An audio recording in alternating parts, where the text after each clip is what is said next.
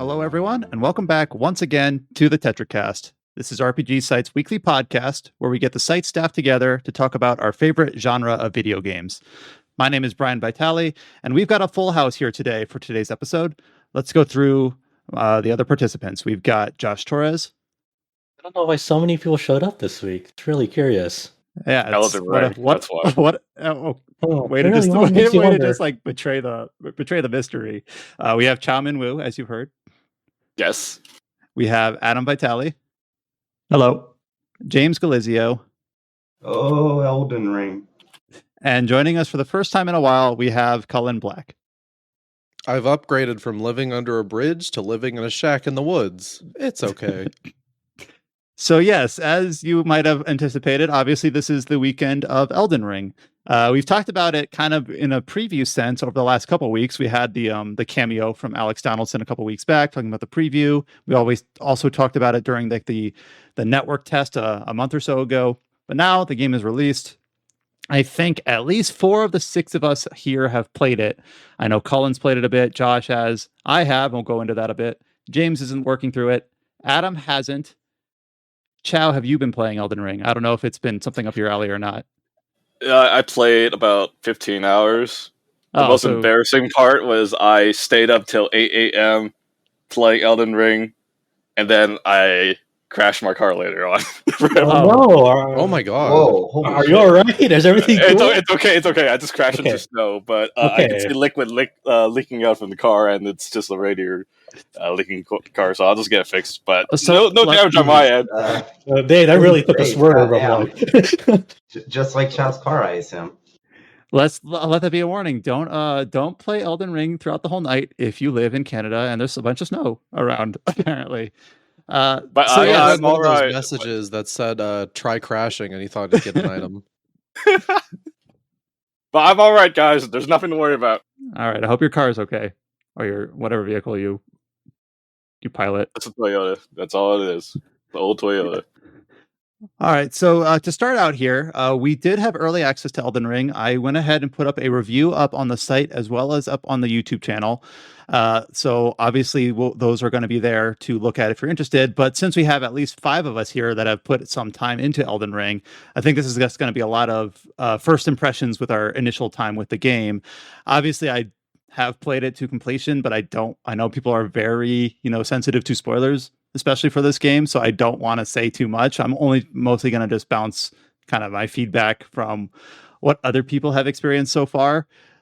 So I spent some time with Elden Ring. Before you ask anyone else, I first and foremost, as being the one who reviewed it for the site, I want to know your first impressions going in, and then how your perception changed as you played through the game.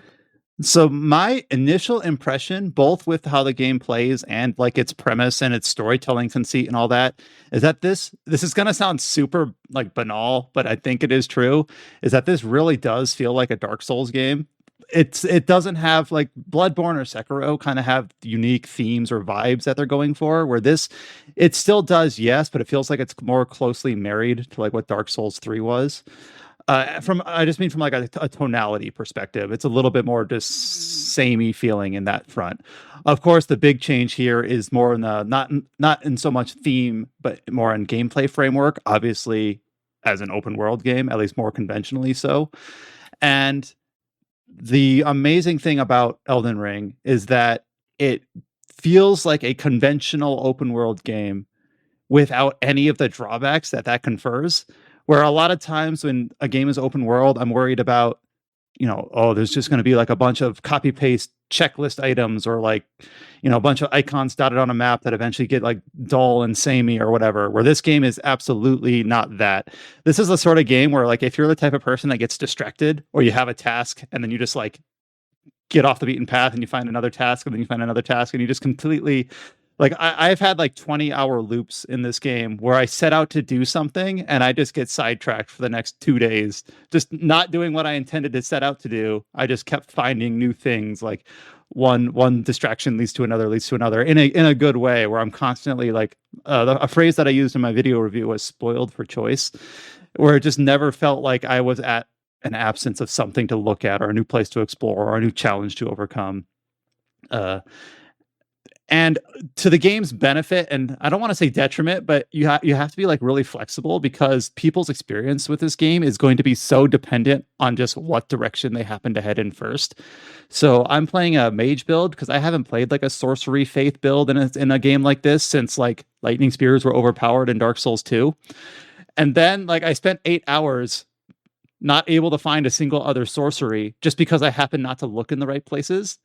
James was able to tell me later, like, oh, there's a NPC right under one of the ruins, like near the starting area, that I just happened to have skipped. And I think that's sort of general. That's a very specific example, but I think that sort of general experience is just going to be like, you might be finding a weapon early or an armor set early, or you complete an NPC quest early, and that kind of dictates what sort of build you end up deciding on, or what sort of gameplay style you end up going with, just based on the emergent gameplay of what you happen to the happenstance of your journey. And everyone's going to have a completely different one, because there's a suggestion of like a golden path and what you should do, but it's so low key and so not forced on the player that it really does feel like you're just at the whims of your own curiosity, or at your own wanderlust about what you want to go and what you want to accomplish. Which I think, and that the fact that it maintains that throughout, like, it took me 70 hours to beat the game, and I was trying to be like thorough but not exhaustive, because I had an embargo deadline.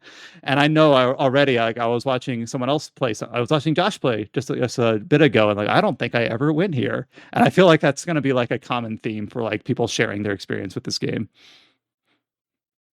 Yeah, I think there was also. Oh, sorry, Josh. No, go for it. What were you gonna say?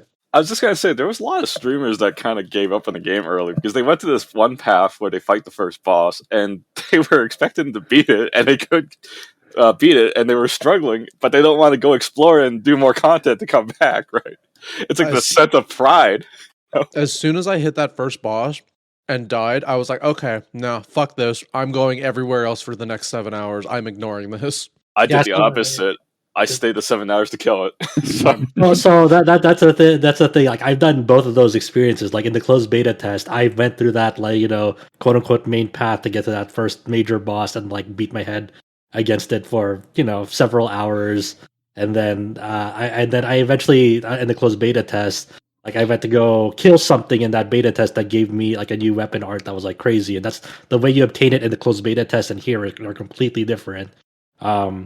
But then I went back, and then like I used my wolf summon in the closed beta test along with a weapon art, and was able to push past it just barely. And then in this one, since I'm like, there's no invisible walls blocking me anymore, so wherever I know it wants me to go, I'm gonna go the opposite way. So my experience early on was like, I went a certain path. I won't spoil which path, but my first boss was a boss, like their first name is Leonine. And like that was that's a pretty tough first boss once you encounter it, and that's like the first thing you do. And like that was another fight that I enjoyed learning its attack patterns and like just knowing when to evade. And then after that, I got like a really cool weapon out of it that requires like 40 strength to wield. I'm like, okay, well, this is the build that I want to go towards now, because this weapon looks freaking cool, and that's what I'm working towards too. But right now, like I explored a shitload of the map, not anywhere near like the whole map, but I've gone to like really far off places, and like the only thing I've done is really the quote unquote first major boss eventually, which wasn't that bad, because when I came back, I'm like, okay, like my build is pretty set. Like right now, I just have like my starting class is samurai, so I rocked the katana for a while, but then eventually I got like these cool outfit from like this kind of they're like this group called the Perfumers or whatever. And like I got their outfit, and then I also have like this oversized anchor as my weapon now. And then I'm like, well, this is what I'm gonna rock for a while. This feels good. This looks great. I'm in it, and I know roughly where it wants me to go next. So I'm like, there's been so many times in this game, and I can't remember the last time I played a game where I'm constantly going, wait a minute, what the fuck is that? Where the fuck am I? And then as I'm just going to a certain direction, what the fuck is that? What the fuck is that? What the fuck is that? That's what I mean by like Go ahead, James. Can I ask a question without spoiling exactly what's there? But I'm assuming Brian has been there because obviously he's had the game much longer than us. Has anyone else found the lift next to the herb tree directly east of the starting area? I don't think so. I don't think I've really fleshed out that area. Like I definitely went a direction that wasn't that. And Yeah, You mean it's that kind big of crazy. that circle on the map? No. There's that giant air tree in the forest to the east of the starting location. Oh. And there's like a lift like really close to it. Is it one that goes down or up? Down. It takes you underground. All right, I think I've been there. Yes. It is a really cool zone. Yeah, and that's the thing where there's areas of this game where it's like I would come back to the first two areas are called Limgrave, and then I forget the second one, Lemuria. And I would come back like in hour 50, 60 because I just wanted to speak to like an NPC because I was completing a side quest, and more on that later. Or I wanted to revisit a vendor, and I'm like, wait a minute, I never saw this. And then I would go back and be like, in some cases, it feels a bit incongruent. Where, like, for instance, there's an area near Stormvale Castle called the Stormvale Catacombs. You can probably get there in like the first 3 or 4 hours, but I just completely missed it because it's like a doorway in the side of a cliff that you could just, if you're not paying attention, walk right past. And then I go in there and I'm like, super overpowered, and it feels kind of interesting, like, oh, this would have been helpful 20 30 40 hours ago. But then also you have the opposite experience where you're like, I ended up someplace that's way too tough for me, but I bet there's really good shit here. A good shit here. So like I'm gonna tough it out, and even though I might struggle bus a bit, I'm gonna see what I can grab here and then end up using for my build. One thing I believe this was a quest reward, is that I was trying to play a magic build, like I said, but there was a couple bosses like the Leonine boss that Josh mentioned that are way too, like, they're melee focused and aggressive, that trying to stay back and cast spells doesn't work very well. And I ended up finding a katana that like scaled on intelligence, and I'm like, wait a minute, that's perfect. So I ended up being like, I wasn't intending this, and I think this is going to be like a common theme for most people's experience with this game, is like, I wasn't intending to be a katana wielding mage, but it ended up like fitting into my build so perfectly that I ended up relying on that later in the game. Like, it ended up being like my go-to, where I almost played more of a mage knight than a sorcerer. And like, if I had never gotten that weapon, I have no idea what I would have ended up doing. Maybe I would have found like a different family of sorceries, because there's like the glimmer magic, and then there's like the gravity magic, and then there's like different families of magic. There's like the lunar magic, and certain weapons will bolster different schools of sorceries. So there's ways you can kind of specialize. So even then, like, I could have easily like started focusing on a different school of sorceries instead, but nope. I found this magic katana that had like a weapon art that like does like the whole anime, like, unsheath your sword really quickly sort of thing. I'm like, all right, I'm doing this now. And then speaking of, you mentioned the armor that you got. I know a lot of people say that fashion Souls, or fashion, I know this isn't a Souls game, but trumps kind of the stats that you get, because usually the stats on armor is kind of incidental, and you can't really upgrade armor, so it's just kind of, it shifts your poise up or down a tiny bit, or your defense up and down a tiny bit. But in the second area, so this is earliest in the game, at the academy, I found a headpiece that increased my intelligence by 3. So that's like 3 free level ups for your intelligence for me as a mage character. Only this helmet is the most godforsaken ugly thing ever. It's like a stone statue's helmet with a giant like Aristotle beard, with nice. with crowns. If you fought the enemies at the academy, it looks just like them, with like a crown of glimmer stones at the top. And I'm like, well, this thing is ugly as sin, but plus 3 intelligence, that trade-off is worth it. So I ended up wearing that throughout most of the time with the game. I probably didn't have to, especially at the end when 3 stat points doesn't really mean a whole lot. But I was like, well, I'm married to this now. So in all of the cutscenes, of which there's not that many, I was just this ugly little top-heavy stone mask dude. And I don't know, I thought that was enjoyable. And if you want to see it, you can watch my video review on the YouTube, because I'm wearing that about half the time. I think that's a really magical thing about this game. Like when I play this game, the feelings that I get when I play this game like remind me of like the first time I played a Kingsfield game on the fucking PlayStation, and like it was one of those games where it was, like you mentioned earlier, it's like pure wanderlust. Like the game doesn't really have, like a UI that tells you what you need to do, or like a text that says, "Hey, you go here next," or like that's constantly reminding you on the screen. It's kind of just like letting your curiosity wonder and like lead you. And I think that that's like kind of the most magical part, like in this time of like these Souls games, is like when people don't really know what's the optimal thing, what's the golden path, what's the like, and then just sharing with each other within their communities, like, oh, I found this, oh, this was my experience, oh, this is like a crazy thing that happened to me. Like, well, it's so cool that like to me it's like, it sounds crazy, but to me it's so cool that like things that are like easily missable, like a dungeon that might have like an NPC in it that's just like on the like cliff side, like you'll miss that, and you won't see it like for another 30-40 hours, because like it's just something that wasn't in like in your like field of vision that you noticed.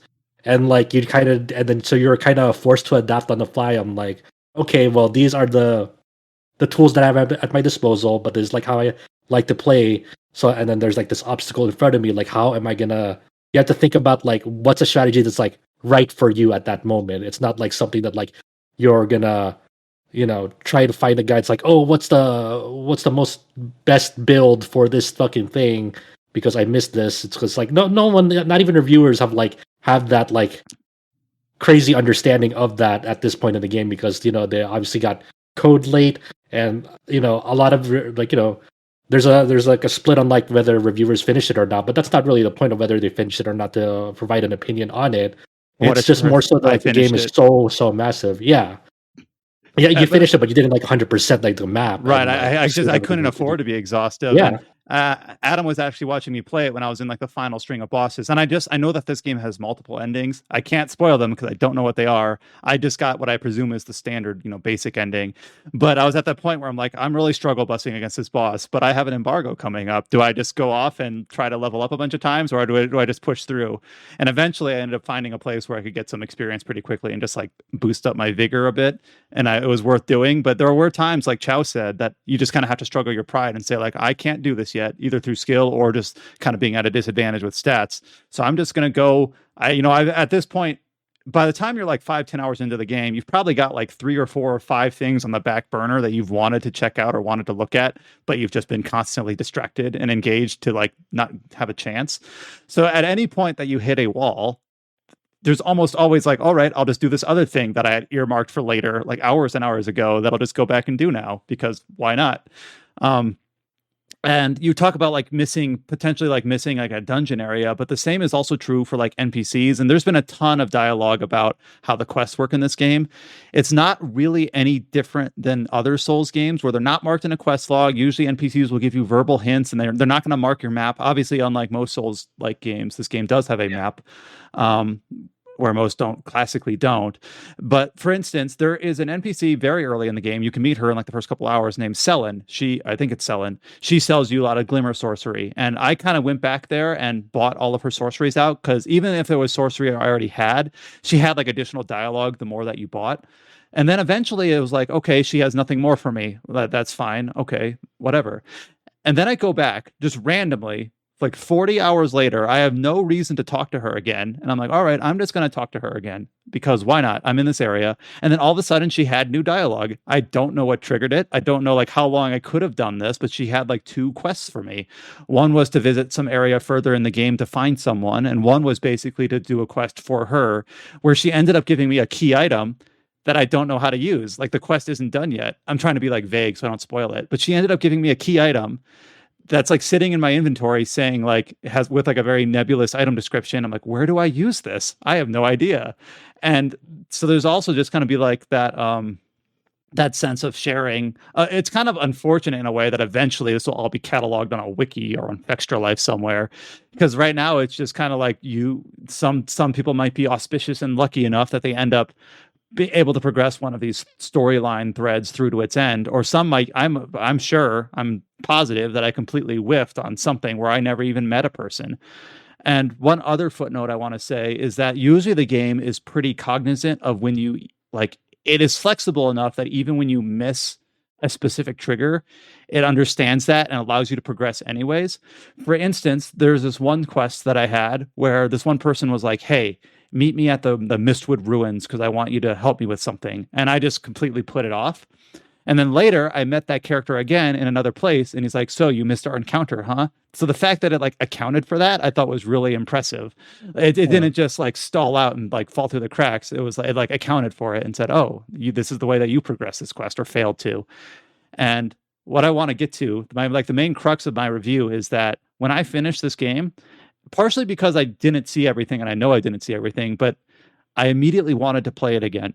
And that's for an open world game. I've never experienced that. Usually by the time I finish, like, I don't want to pick on any one game, but like a Horizon or an Elder Scrolls or whatever. Like by the time I'm done, I'm like, all right, that's good. I'm never playing that, or an Assassin's Creed. Like I'm never playing that again because that took so long. And it's my experience next time is going to be 100% or nearly the same. Where an Elden Ring, it definitely doesn't have to be. So I probably won't do it right away, but I'm almost certain that I'll play through this at least one more time this year, pick a different build, go a different way at the start, try to be a little bit more diligent about progressing the NPC quests and all that stuff. So if that's not an accolade that I think this should pin in its cap, it definitely should be. Yeah, I'm really glad that like this game managed to like somehow like avoid like the major like concern that I had going into it after the closed beta test, where I was like, it seems really solid from the closed beta test, but I'm kind of mixed on like having the compass there on my screen, feeling it. I feel like the presence of a compass UI makes it feel too pointed and like too, like I want to be able to like feel lost in this world, and like having a compass there will make in my mind at that point in time was like it'll feel too guided, but like I only really notice the compass if I need to go find like where I died to go get my souls if I had like, a decent amount. That's the only time I've ever really like paid attention to it, aside from like NPC dialogue that says, "Oh, to the like north of here in this region, you'll find this landmark," or if you go travel a bit more south, you'll find this castle that I want you to do something for me. And but other than that, when I'm exploring, I kind of like mentally block out the compass. Like I don't really notice it there.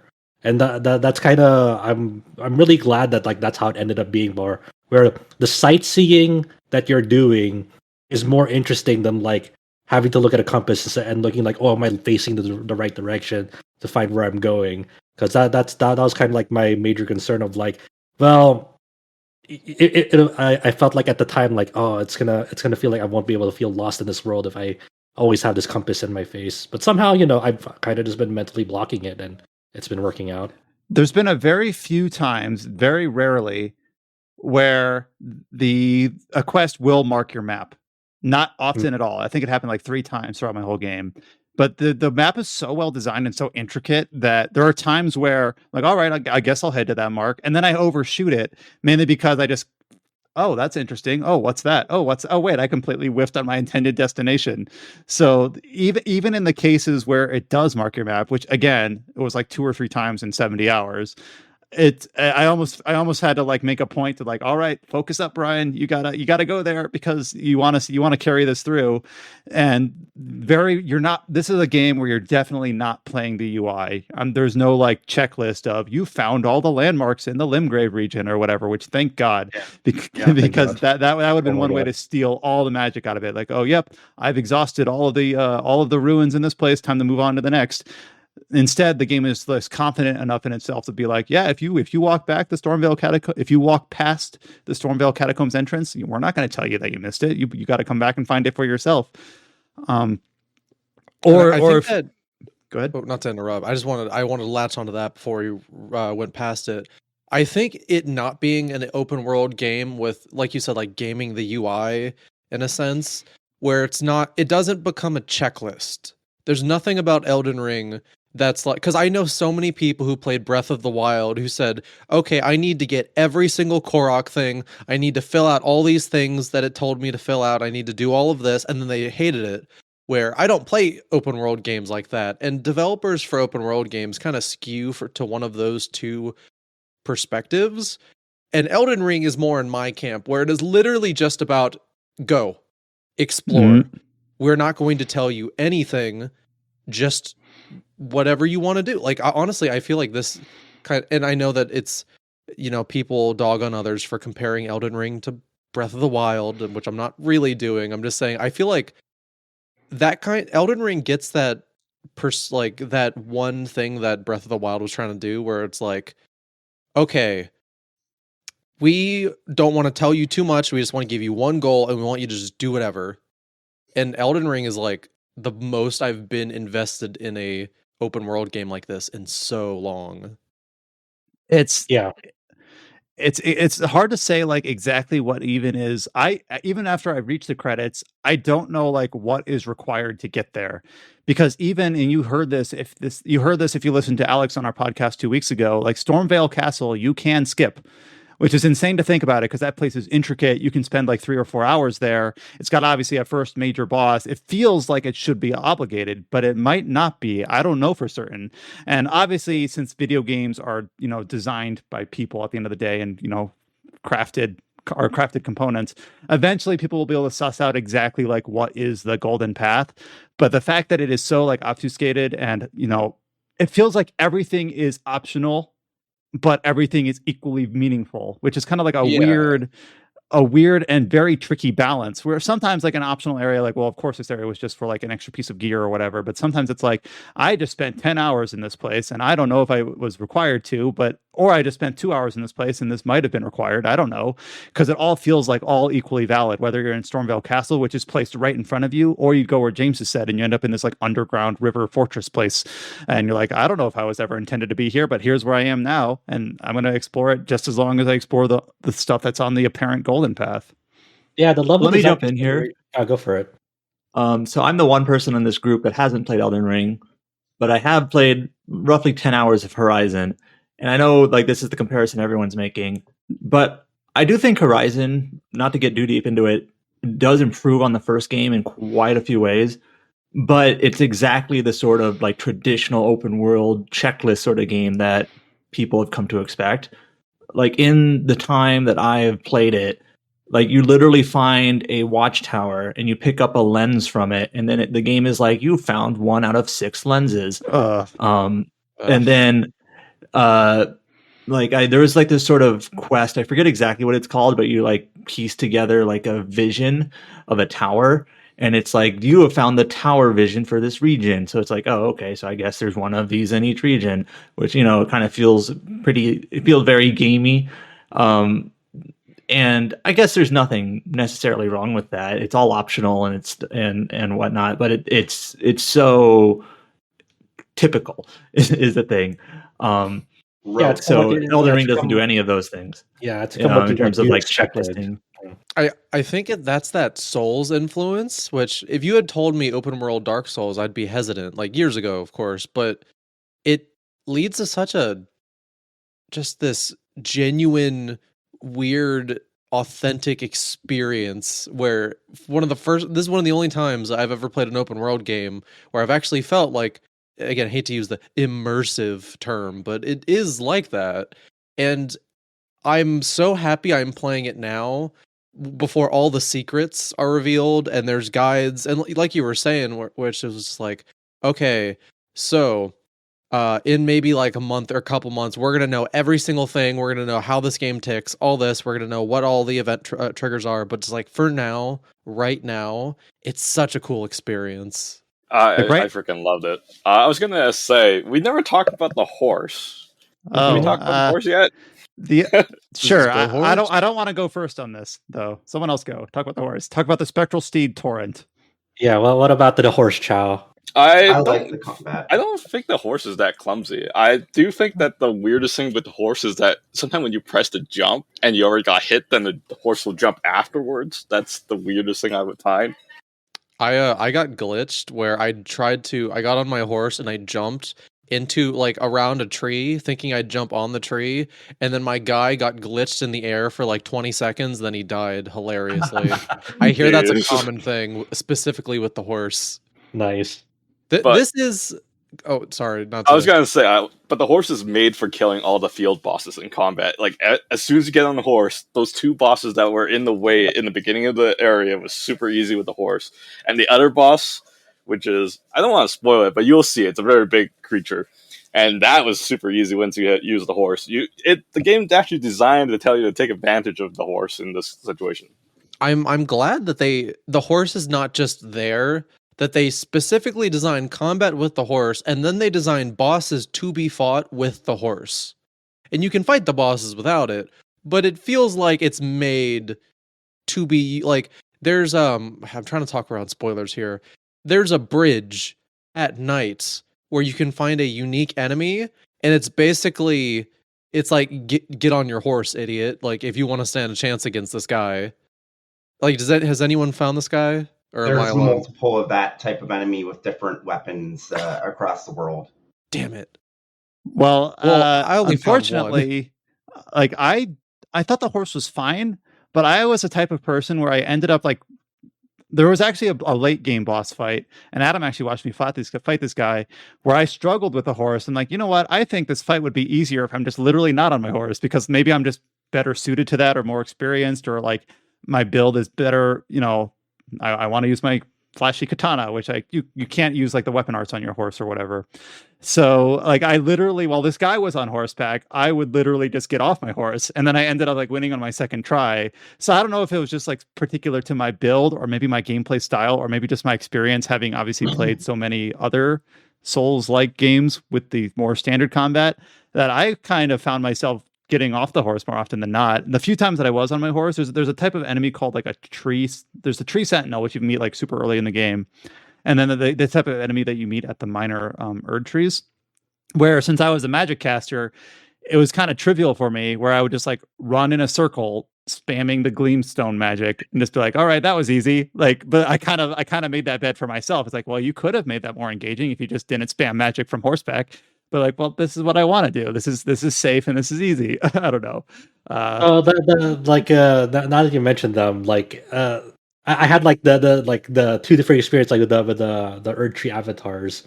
You'll meet them at a certain point for the people out there. There's a bunch of them. They're not unique. Yeah, there's a bunch. Yeah. So like the first one, like I was like, okay, yeah, this boss fight, like it's definitely like made for horse, and that was the first time I really like dabbled with like extended boss fight on horseback at that point. And like it was pretty cool, like having the dedicated jump button. Like we'll get into that later, because dedicated jump button is insane.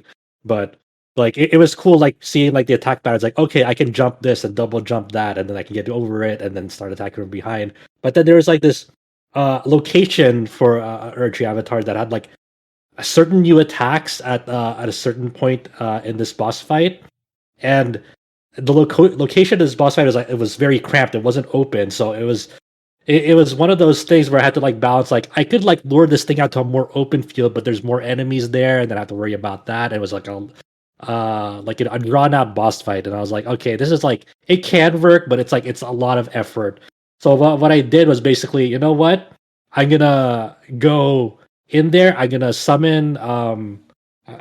I did one of my summons. I think I summoned like the noble sorcerer, like just one of the things that like the scrolls that you have, like the Ashes of War. I summoned him, and then I just ran in there on foot, and then just learned boss attack patterns. And like when it was safe to like just do a double roll into like a heavy attack, into another roll into a heavy attack, and then just visually like learning like, hey, these are the attacks. These are the roll timings for them. And then since I have like my NPC summon at the back just going at it, they're building up stagger damage like over time. So I'm just like, I just like basically got 3 or 4 staggers throughout that fight, because I kept that person alive. They might be doing minor damage, but they're building up stagger for it. And it felt really rewarding after like almost half an hour of attempts, just like pushing through it and be like I fucking did this. Like it felt so rewarding after that. James, what weapon did you end up using? I'm just curious, because I know that Josh ended up using like the big anchor. I ended up using a katana / magic. I'm just wondering what other people ended up gravitating towards. I'm currently using the axe from the first Shard Bearer. All right. Colin? Okay, so originally I was using a spear. I really like the spears. There was like the default spear with a Vanguard. I went Vanguard because I usually am boring and I play knights in these games. And this is the only FromSoft game I've ever played that gives the knight a cool skill. Has anyone else played Vanguard? Nope. I did You have a astrologer. shield counter. Okay. So like if you're blocking and they hit you, you can hit R2 to grab whatever you're carrying and slam it right into them and do a ton Wow. of damage. It's great. I love it. And now I'm probably only going to play Vanguard for any other playthroughs I do. But I was using a spear for a bit because I liked the range. It really helped me in the early areas with like all the bats that were flying around. I got my ass kicked and then I just went to explore. And in the bottom right corner of the original map, and when I say original map, like before everything expands, it's like on a cliff a little bit. It's really hard to describe. I'm not good with the names, but there's this little circle on the map that caught my attention. I was like, what is this? I went there, and I won't spoil it, but there's a guy there. He has a really cool greatsword. I have now stuck with greatswords for the rest of my time playing, and I'm just going to run greatswords because I love it. All the greatsword arts in this game are so cool. So I'm just using this really weird looking greatsword, and I'm gonna just keep continuing to find them. Well, there's also two types of weapons because, well, I don't know exactly how the categories work, but it seems like there's two general families. There's the weapons that are upgraded like classically with like the smithing stones, and those are the ones that you can tweak like what arts of war are on them and like what style damage they do, and you can like use the spells or the items to coat them. And then there's like the special weapons which are upgraded using like the shimmering smithing stones or whatever they're called, and they usually have a lot more parameters that are kind of baked in that you can't shift. And so I ended up so because you only have a certain amount of smithing stones or whatever, which are the ones that are used to upgrade weapons, you do have a decent chance to like try out a bunch of weapons because you might say like, all right, I'm going to use my regular smithing stones to upgrade my spear and my greatsword. But I also found this like magic katana. I keep going back to that because I was enamored with it. They use the other upgrade currency where it's like, all right, I can upgrade this without the expense of upgrading my astrologer's staff. So the game gives you enough resources to be a little bit inventive, or you're not always going to be like locked into like, well, I'm already invested all my gear, all my upgrades into this particular piece of gear. You will reach that at some point. You are not going to be able to upgrade like 10 weapons past a certain point because eventually I found myself like in all of these similar games, the upgrade items are tiered. It's kind of interesting that the tiers are literally just like smithing stone 1, smithing stone 2. I kind of prefer when it's like smithing stone, smithing shard, smithing gem, smithing crystal, like back to like the pure blade stone or whatever from what Demon's Souls. if it's like what if it's just smithing stone but green and then blue and then purple? I thought it was just interesting where it's like they didn't do any flavor on the type of item like smithing chunk. They're just like, nope, this is a smithing stone 3, and this is what I call a smithing stone 4 or whatever. But anyways, like there was times where it's like, oh, I kind of want to try another weapon, but this would require me to go back and grab some of the lower tier smithing stones.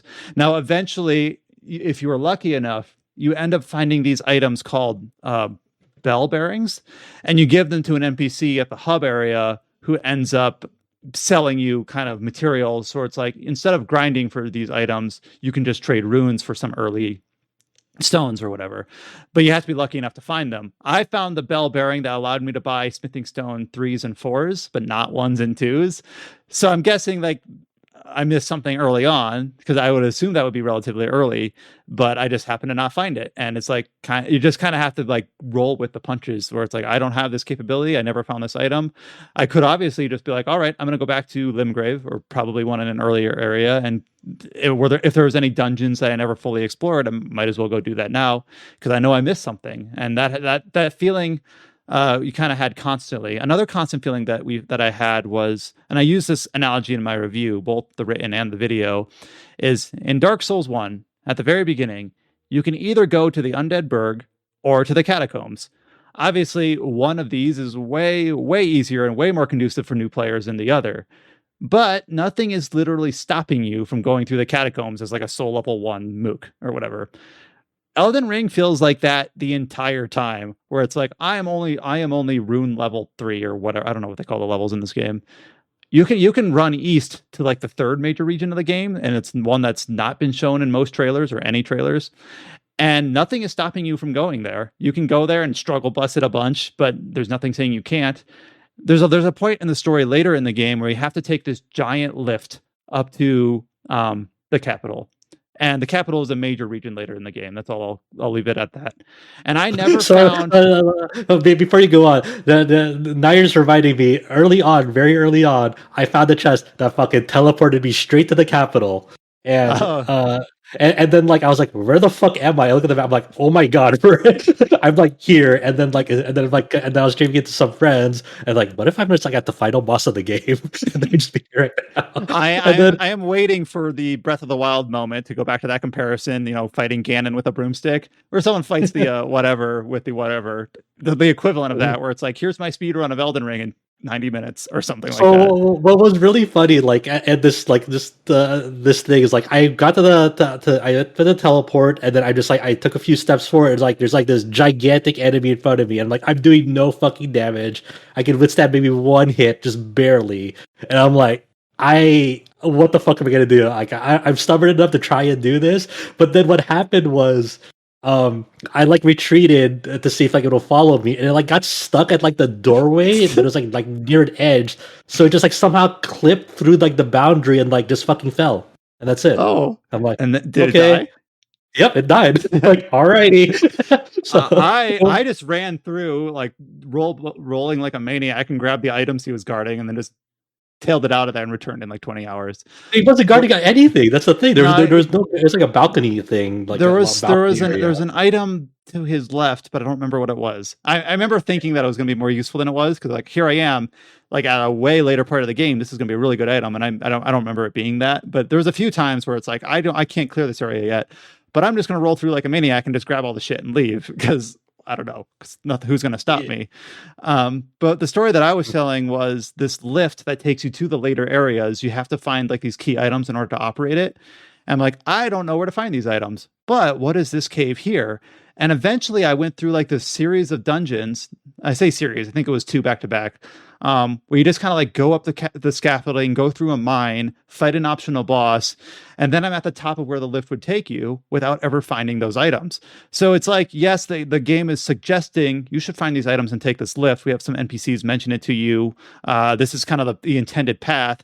But also, you can just make your way up without those items, because we're not going to stop you. You just have to go through a few other challenges to get there.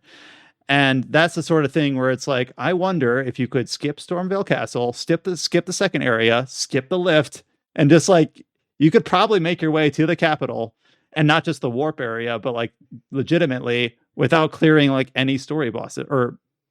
I can't even say that for sure, but the game just feels so open, which I think is like a true accomplishment. The fact that it feels like you're really not gated by anything that the game is saying, like, nope, there's a gate here, you got to clear this before you go forward. It's really like, it even accounts for the fact where it's like, if you don't have the lift key, you don't need it. You can get it if you want. That's an option for you, but it's just an option. Yeah, the level design considerations of this game are like really crazy in that respect. Just in terms of like a structure like that you're talking about, like you don't know whether this thing's really required for you to get to the next point, like a significant point in the game, but also just like it rewards you just for totally taking something like a completely crazy out of nowhere path. Like for example, I went into this area where it had like these tree roots going to this like tower. There's a really big tower, and I'm like, I wonder if I can platform from the tower roots to like the little scaffoldings like surrounding this tower. There's like the very thin like walkways, like I can like squeeze myself through there, and I did. I'm just like kind of like navigating this tower through like the little mini walkways like kind of surrounding it, and like there's actual enemies like in that path, like so it's like really I'll interrupt you a bit and be like, I found that tower but I couldn't find the right path, so I left. And then I was talking to Alex, and I'm like, where do you do this thing? It's this tower near here. I'm like, wait a minute, I was there, but I never found the path. So yeah, I found the tower, but I couldn't like quite navigate it properly. That's all I wanted to say. Yeah, so I'm like walking through these narrow pathways, and it's really crazy because like I'm taking like this really insane route like throughout this tower, just like the exterior of like got like dropping down to like really narrow pathways of like where it looked like you should slide off, but I didn't.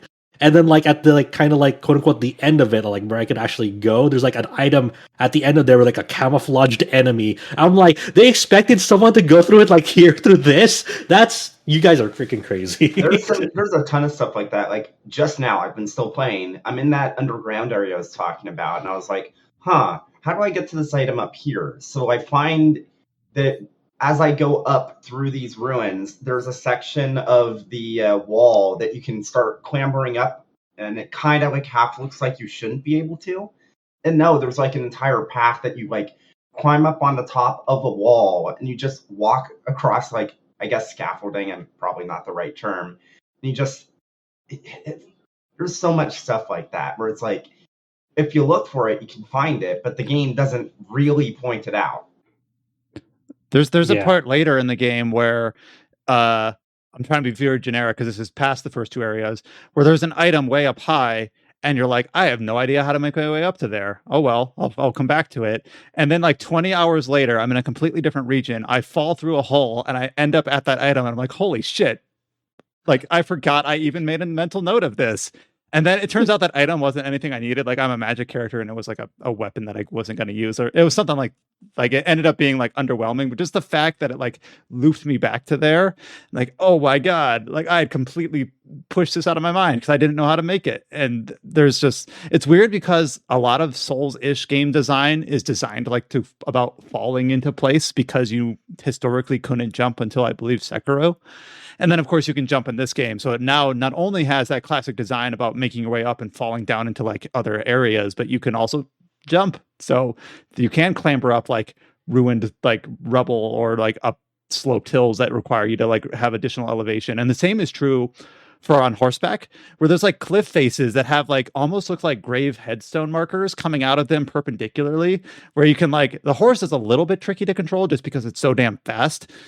And it like accelerates quickly, but there's areas where you can like jump up these cliff faces because they seem to intentionally design these little platforms that you can work your way up, where it's like sometimes they'll be nice and they'll give you like one of those wind gusts that take you up, but otherwise it's like if you want to get your way up here, you gotta do some platforming in your open world RPG now. And I'm 100% okay with that because there were some little tricky like actual timing maneuvers that I made my way up a cliff, and then I'm like, I don't know if I was supposed to get here yet, but they allowed me to. I guess that's one I have to get away from the mindset of was I supposed to be here, because the answer is always apparently like no or yes. Just nothing stopping you, I guess is the way it has to be worded. Yeah, you could jump in older Souls games, but it was like very wonky because you had to like start a dash, and then during that dash you press like circle again, and it like you do like the little hop. Yeah, I remember that now. The double circle jump. Yeah, and then, like, but it's never like a level design consideration. Very rarely was it. But yeah, like you said, it wasn't until Sekiro where they had like a dedicated jump button, and then like they really make use of it in this game. Like there definitely be like boss patterns or like clearly you have to jump this or else you're going to take a lot of damage. That reminds me of I was in a later part of the game where I was on a beam, and there was an enemy like on an area somewhat lower than me. I could jump to him, but I'm like, you know what? I'm just going to cast magic from afar because I'm a coward. And then he like jumps up to me, and I'm like, oh shit! Like I don't know, like it works both ways. So that I was like, I thought I was clever, but I was not, because they can jump too, and often much farther than you can. So there you go. Not to mention, there's some enemies that it's like, oh, I'm on horseback, I can run away from them. No, you can't. Nope, they're just as fast as you are, if not faster, apparently. Yeah. So before we move on, I just want to say like it really sucks that this game shipped on PC the way it is right now. Like I've been having the stuttering issues, and the worst part that I had like the stuttering issues was just like on the first tree sentinel boss that like you've encountered. The first thing you do, like you encounter. Yeah, basically the very first one that you meet. Yeah. Like I didn't actually like do that boss until like maybe 7 or 8 hours later because I went a totally different direction. And then like I went back and I after I got my horse and everything, and I was like I had like decent like a decent equipment to take it out at that point. But like fighting that thing on torrent like around that starting area was horrendous for me. There was constant like drops in frame rate, stutters. So like it just messed up my timings on everything, and I'm like, oh, this is so frustrating. I'm like, why this is even happening? Like there are still like really bad stutters like throughout like my journey so far, but like nothing as close as like how badly that first area was with that tree sentinel. I will say I'm when really, I was Go for playing it. it, I was encountering all these stutters, and it was worse on the pre-release version. Like the day one patch, at least for me, helped a little bit, but no, it did not eliminate it. And I was like tearing my hair out because I don't know if this is just my disposition, but I was like, what's wrong? Do I have something configured poorly? Do I have my graphics card like forcing some sort of syncing or some sort of filtering that I shouldn't be? Like I thought it was something on my end. But then I started learning like, no, everyone is having these problems. It's not on you. It's not your setup. And I'm sure that eventually people will sort out exactly like ways to alleviate it. Uh, DS fix style. That's a blast from the past or something. I don't know. But I did like the fresh install of my graphics drivers. I tried like turning G-Sync off and on. I pulled up the Riva tuner or frame rate limiter. I tried so many things, and then I just eventually gave up. And then like my stutters were pretty bad. It was pretty bad. Like when you press the dodge button, like right when a stutter kicks in, so it obviously doesn't register, and you're like, I saw that attack coming. I knew it was coming. Yeah. I had my timing perfectly, and I still got hit just because of the performance. But then I watched some like other streamers like having it like way worse than I did, where it would like literally lock up their computer for 3 or 4 seconds at a time. And it's just like, Jesus, I hope it gets sorted out because obviously the game is, in my opinion, amazing, but that's just kind of unacceptable and a real blemish on it, unfortunately. So I'm sure we'll spend the next couple of weeks talking about Elden Ring, and I'm guessing as we go forward, we'll slowly and obviously carefully and with plenty of heads up talk about later regions of the game. So these are just first impressions from the first region or two. Obviously, just talking about how the game feels to play, the freedom that it conveys on the player, and all that stuff. So I'm assuming that this will be kind of a regular topic for at least the next month, as Cullen, James, Josh, and Chow, and maybe even Adam make their way through it. But I guess I'll do the one final shout out of the 2 reviews, as well as Alex has been putting together a handful of good like starting guides up on the site, just for like what the classes are, what keepsake you should start with, some early boss strategies, some very basic stuff is up on the site as well. Now we got to play like Adam. I feel like you chimed in at least once, but I know that you feel like you've maybe been left out because you just haven't been up. You've been playing another recent release from the last couple of weeks. Talk about what you have been playing in place of Elden Ring. So I basically am playing the Final Fantasy VI Pixel Remaster. I mean, that's obvious. Like, I will say though that it's obviously Final Fantasy VI was out of the first 6 games, probably the most heralded, the most well-known, the most anticipated of the remasters. And I've seen almost as much, maybe it's just the company I keep on social media or whatever, but I've seen almost as much talk about this as I have about Elden Ring. So I'm curious to hear you talk about what your experience with it has been. So I played, all these Final Fantasies a while ago, and several of them I played more than once. But Final Fantasy VI is actually one of those games. I never had a Super Nintendo, so I didn't play the original like Final Fantasy III version in the West. So I first played it when it came to Game Boy Advance. But I played it once. I really liked it, and never again. And that was almost 15, 20 years ago. How long ago was that? But I'll look it up. So my memory of it wasn't great because like Final Fantasy 4 and even 5 and PlayStation era and later I've played several times. So I have like I'm much more familiar with those games in terms of like memorizing like exactly what happens and the strategies and all the intricacies and little tidbits here and there. But Final Fantasy VI, like I played it once, I don't remember much about it.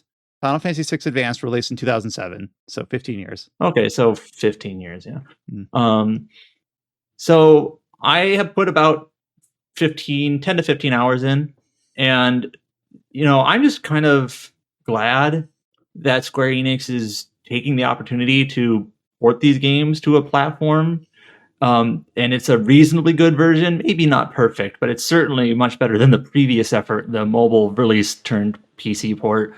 I had a similar takeaway when I did a little bit of a mini review on the Saga games last year, the Game Boy games.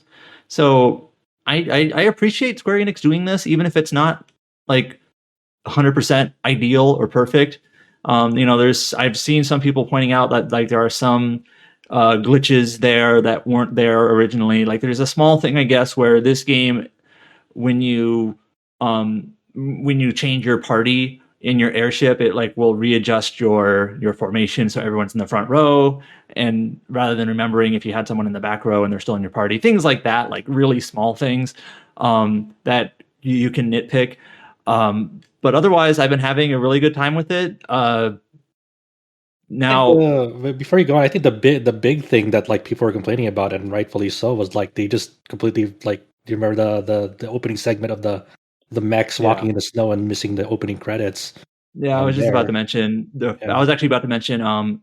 So on Game Boy Advance, from what I gather, they brightened up the color palette for Game Boy Advance from the Super Nintendo version because, and this sort of makes sense, on Game Boy Advance, you were intended to be playing it on like a tiny dim screen. So you brighten things up on that version to make it a little bit easier to see. But in this version, it seems like they kind of brought that color palette over directly. So the grass is kind of like neonish, which is a little bit awkward because the other Pixel remasters, the grass looked more like a normal forest colored green in Final Fantasy 4 and Final Fantasy 5. I'm sure there's going to be palette patches or mods to fix that if you want. Similar with the font, it has to be a thing, but yeah. Yeah, it's like I even sort of have to remind myself, oh yeah, the font in these games is terrible because it's pretty easily fixed, right away.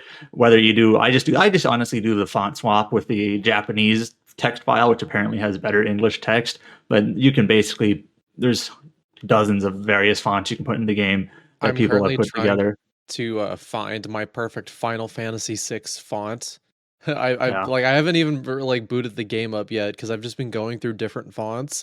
Because I'll be honest, I don't like the SNES font. I think it's going to be a popular one for this one, where everyone grabs the original FF3 font. Mm-hmm. But I think it's a bit too blocky, so I might go bigger, like the Japanese English font. Which again, I really hope they fix that for the console release that we all know is definitely going to happen at some point. But and then the opening credits thing is really awkward. I don't know why they did that. So the opening credits, if you're not familiar, is basically the mechs, the Magitech, walking through a snowfield. It's for 2 minutes long. And normally, in every other version of the game, it has the credits, like the key people who made the game, kind of popping in the horizon or whatnot. So it's like, okay, you're just sort of seeing the creators, but now there's nothing. So it's literally just like a 2-minute scene of like these recycled walking animations. It's awkward. Like I know Cullen, he thought he actually like broke something with the font fix because it's so weird. It doesn't feel normal. The magic marker font or something. Oh yeah, like because the first thing I did before anything else was I went to our wonderful article on how to fix the fonts in these games. Click the article, and I was like, oh, okay. Well, they were nice enough to just put some other fonts there, so I could just download them. So before I even started, I switched to the FF3 font to try. I'm like, oh my god, has Square learned that people are fixing the bad font, and did they somehow make it break if you change the font for the opening?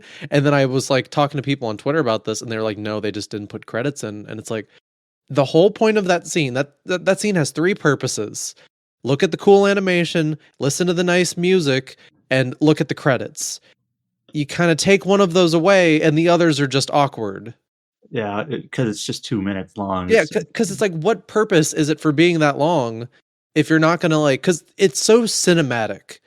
Right. When you're seeing those credits there, if you're playing any of the other versions, you're like, oh, so that's what this scene is doing. It's a really like atmospheric way to show who worked on the game. It's super cool.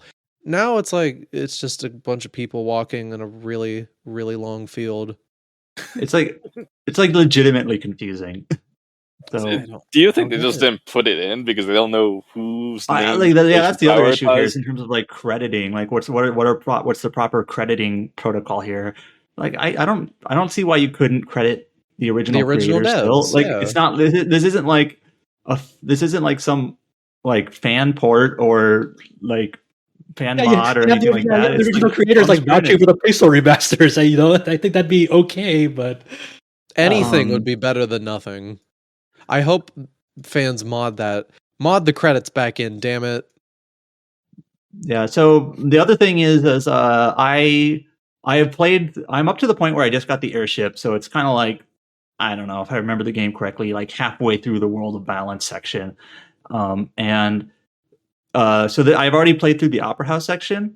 Now, if you haven't seen it, Alex put up an article. He hasn't. I don't even know if he's played the Pixel Remaster yet because he's been really busy and also sick. But they changed the Opera House section. It's not quite HD 2D, but it's got basically a completely like recreated scene there. Not only the scene itself, but with like vocals, and not even just Celeste's part, but like the other NPC character is also voiced, like an actual like voice actor singing, or singer singing here. And I kind of agree with Alex in the sense that it's sort of weird because it's like you're playing the game generally how you remember it, and then you kind of get to the section that's kind of like a mini remake, and then it lasts like, I don't know, 10 minutes. It's not that long, really. The Opera House section is not that long, especially like the Celeste scene is 5 minutes at that. But and then you see this scene, and then it kind of goes back to how you remember it. So I do agree that it's a little bit weird. I mean, but it's such a short part of the game. It's fine. But it is interesting that that's what they decided to do, is just kind of recreate this scene with vocals. And we also have an article on our site that Kite translated about how they voiced this in like 7 different languages. It's like English, Japanese, Chinese, Korean, French, German, Italian, I think, something like that. And so it's like cool that they put all this effort in, but it is just a little bit weird, just a little. But again, you kind of about half an hour and then you're over it. Go ahead. So did they voice the parts where you can mess up the song? Oh, I didn't mess up the song, though. I don't know. Because that'd be really cool. Yeah, I actually don't even know what happens if you mess it up. Like, do they actually sing a line that doesn't make sense? Or I don't think know. so. It'd be really good. They did. It's been a month. I intentionally like failed that section too. I forgot you could mess it up, to be honest. Yeah, because you have to there's like recite 3 the different lines. parts. You have to pick like the line, and then the song continues. It's like a mini QTE. And then there's like a later part where you're doing a dance and you throw the flowers. You have to press A at like a certain time, and it's they give you like an extremely generous window, so it's like barely a QTE, but it's there. I don't actually quite remember how it worked in the GBA version. I was gonna ask one last thing. Did they censor the game? Like censor as in like the GBA changes to Celis's prison scene and stuff. Did they went with the GBA version? I think that's gone. I don't even remember what I never played the original version, but I think like Celis gets tortured a little bit. Well, she gets punched in the gut, then they just leave her. That doesn't happen in this version. I think that's just something they removed. Supposedly, if I remember correctly, around the time the GBA version came out, there was some actual like real life vet in Japan about bullying of high school girls or something, and then they basically like reacted when they released Final Fantasy VI again. They took out that scene. So it wasn't like a Nintendo censorship. It just kind of felt like maybe it was in poor taste. I don't know, but I have a feeling that that's just never coming back in any official release. So it's just like the GBA version, just like the mobile version. So. I do like in the translations from Kite's article about how the voiced opera scene came to be, where Automata was like, I thought it would be nice if we could put vocals in here. Basically, it was a discussion between Nobuo Uematsu and Yoshinori Kitase. And basically, it's like, Uematsu wanted this. What should we do? Of course, you should listen to him and do everything that he said. So I just kind of like how much reverence they still give to him. And he's like, he thought that this would be cool. And then, of course, once they had all the vocals, they sent all 7 languages. My understanding of the translation here is that they sent all 7 languages back to him, and he like doesn't speak all of those languages, obviously, but was still like incredibly moved by the fact that this song that was written decades ago now has these 7 official translations and performances behind them, which is something that I guess was not originally planned. It was kind of like a spur of the moment, off the cuff sort of idea that's like, we should do this. Why the hell not? And then they just did it. So yeah, maybe incongruent with the fact that they also paired it with the different art style at that point. But it also feels like something that if this story had arrived 5, 10, 15 years later that they would have done it this way. So it's just cool that they had the original, composer behind it, kind of putting his weight and, his ambition behind it as well. Are there any like significant gameplay changes or balance changes they did with the Pixel remaster? If you've seen, I think all of the Pixel remasters are like easier than their original versions. I couldn't tell you exactly how. I don't know if it's like you just gain more EXP or what it is, but I feel like all of them are easier. I know it's definitely the case for like Final Fantasy 2. oh yeah, for sure. Where they made your like stat ups much more frequent. Like I remember off topic here, but I remember like comparing my stats in Final Fantasy 2 at the end of the game, comparing the Pixel remaster to the PlayStation 1 version, and I literally had like 3 times the health and 3 times the MP because they just like give it to you like candy now, which is a little bit weird, but I guess they're just like, well, we're just gonna make this easier, I guess. And I feel like Final Fantasy 6 is maybe also easier, but maybe it just never was a hard game to begin with. I don't know. Well, the original game is real easy unless you're trying to do like a level 1 run. But in the Super Nintendo version, there's the bug where you kill everything with Vanish. You just put Vanish on the enemy, then you use Death, and they'll instantly die because magic doesn't miss. And the game had a lot of weird exploits, right? Mm-hmm. They have tweaked a few things. So if you remember, for example, like Sabin's blitzes in the original game, you could see what like the combination was to do it, but then you'd actually have to like remember it to do his blitzes. And here, it actually like if you do aura cannon or whatever, it actually puts like the fighting game maneuver on the top of the screen for you to follow. I don't honestly either way. I don't really care. Yeah, so yeah, they basically like had the interface like with Zell and Final Fantasy VIII when you had to do like limit breaks. Yeah. Okay. Yeah. So they just show you like move the stick in this area, in these directions, and press A or whatever. So well, and I was gonna say how I do blitz in the Super Nintendo version is I press down, down, left instead of like the whole Hadouken motion to do it because it's just the dialogue doesn't register as well. So I'm not sure if in the Pixel remaster they're just telling you to press down, down, left for aura blitz. It actually like the diagonals. This is dumb, but like the diagonals, if there's like a diagonal to the down and left, you can either press left or down, and either is fine. So I think I'm pretty sure I've read that it's still that way. So you can make a lot of the blitzes easier by just knowing the fact that the diagonals really just mean one or the other. Like for example, like the aura cannon, I forget which blitz it is, but there's one blitz that's basically left, down and left, down and right, right. But I actually just do left, down, down, down, right. It's fine. So I don't know if that's how it originally was or not. I think that's how it is now, and you can just do it. But otherwise, I'm actually writing up kind of a quick walkthrough for it, like I did for the other games.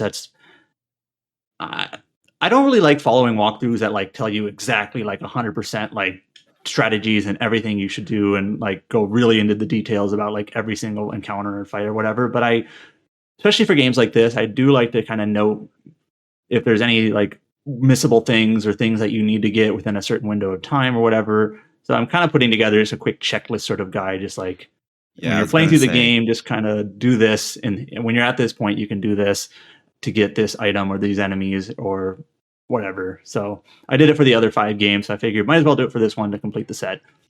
It does seem like people have been enjoying those. So yeah. The music is great.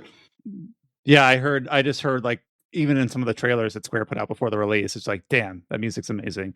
I have heard that some of the transitions for the final boss are not in place as they were in the original game, which is another kind of one of those. It seems like the Pixel remaster doesn't fumble any major thing, but just the opening credits being weird, the opera scene being a bit incongruent, the final boss's music not transitioning the way it used to, just like these little nitpicks that hopefully can be like buffed out. I would argue the opening credits thing is a major fuck up. No, it's because it sets really the entire tone for the game. Like right at the outset, here's his major weird omission. I can see that. Yeah. But I mean, that with FF6 out now, that's it. That's all the Pixel remasters. We reached the finish line. All we really need now is when they're gonna announce the console. It didn't happen at the last Nintendo Direct, so I guess wait for the next one.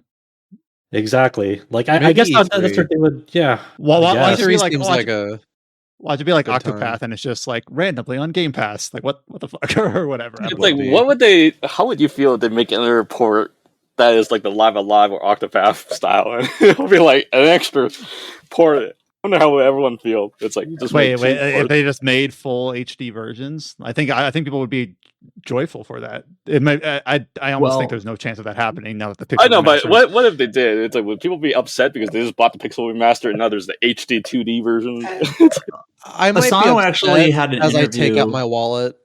I have two things to say. One, Asano was actually interviewed about Live Alive, and he basically said that one reason why they decided to do the 2D HD 2D version of Live Alive was because they acknowledged that it was a game that was basically well regarded, but it didn't sell a ton. Obviously, it only released in Japan, and even in Japan, it wasn't like a major hit.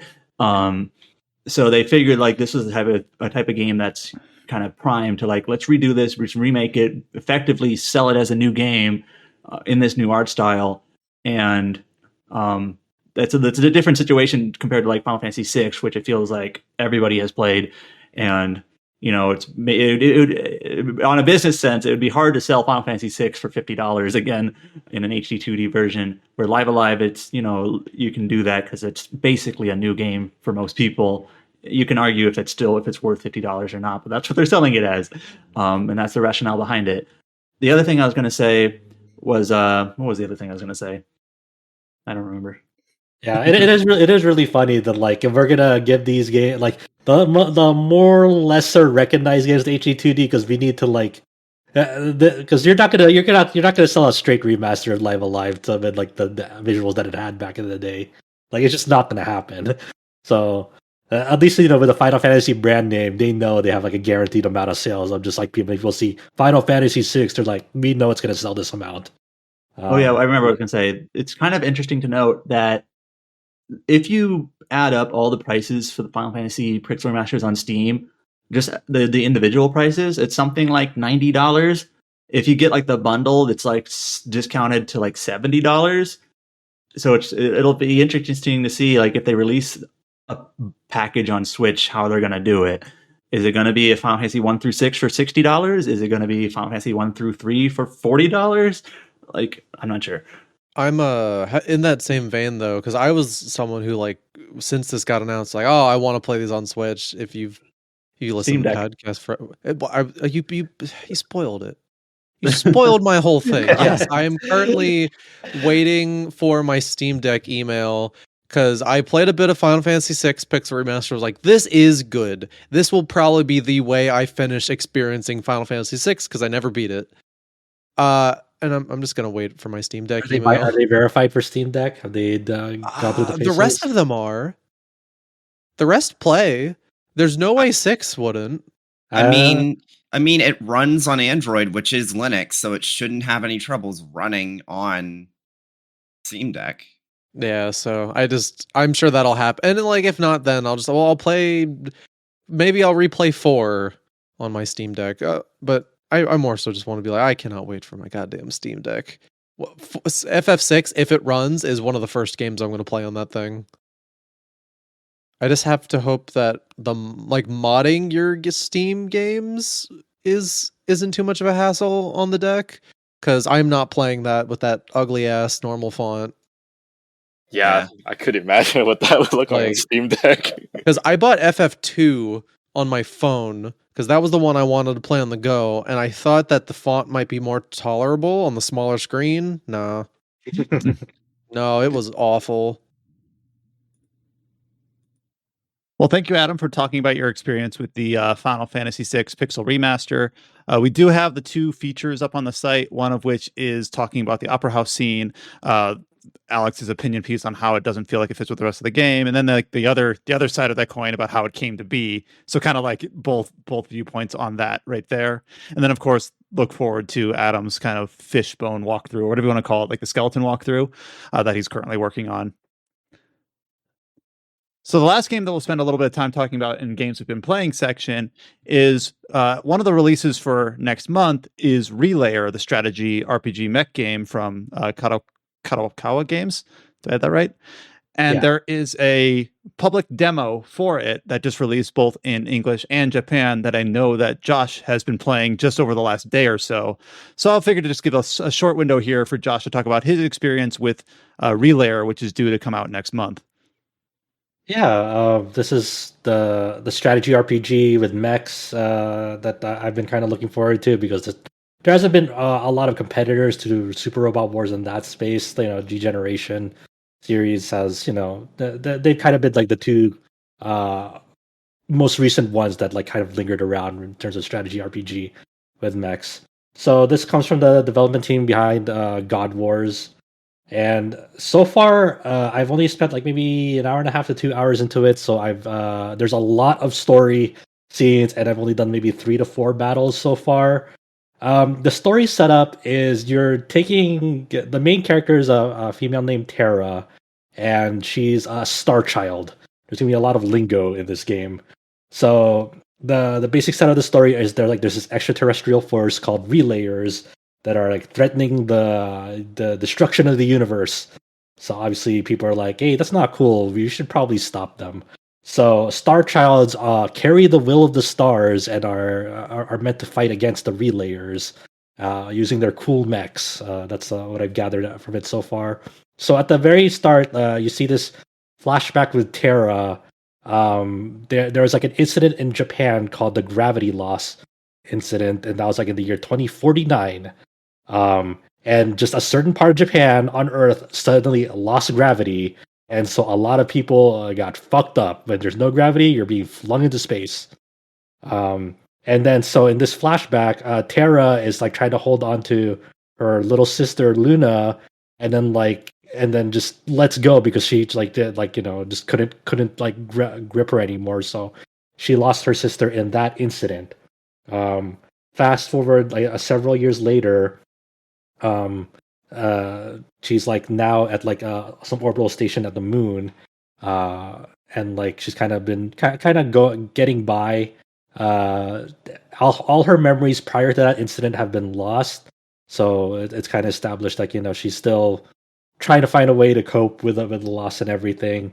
And so she has this assist bot called Yodaka, who's like been kind of helping take care of her.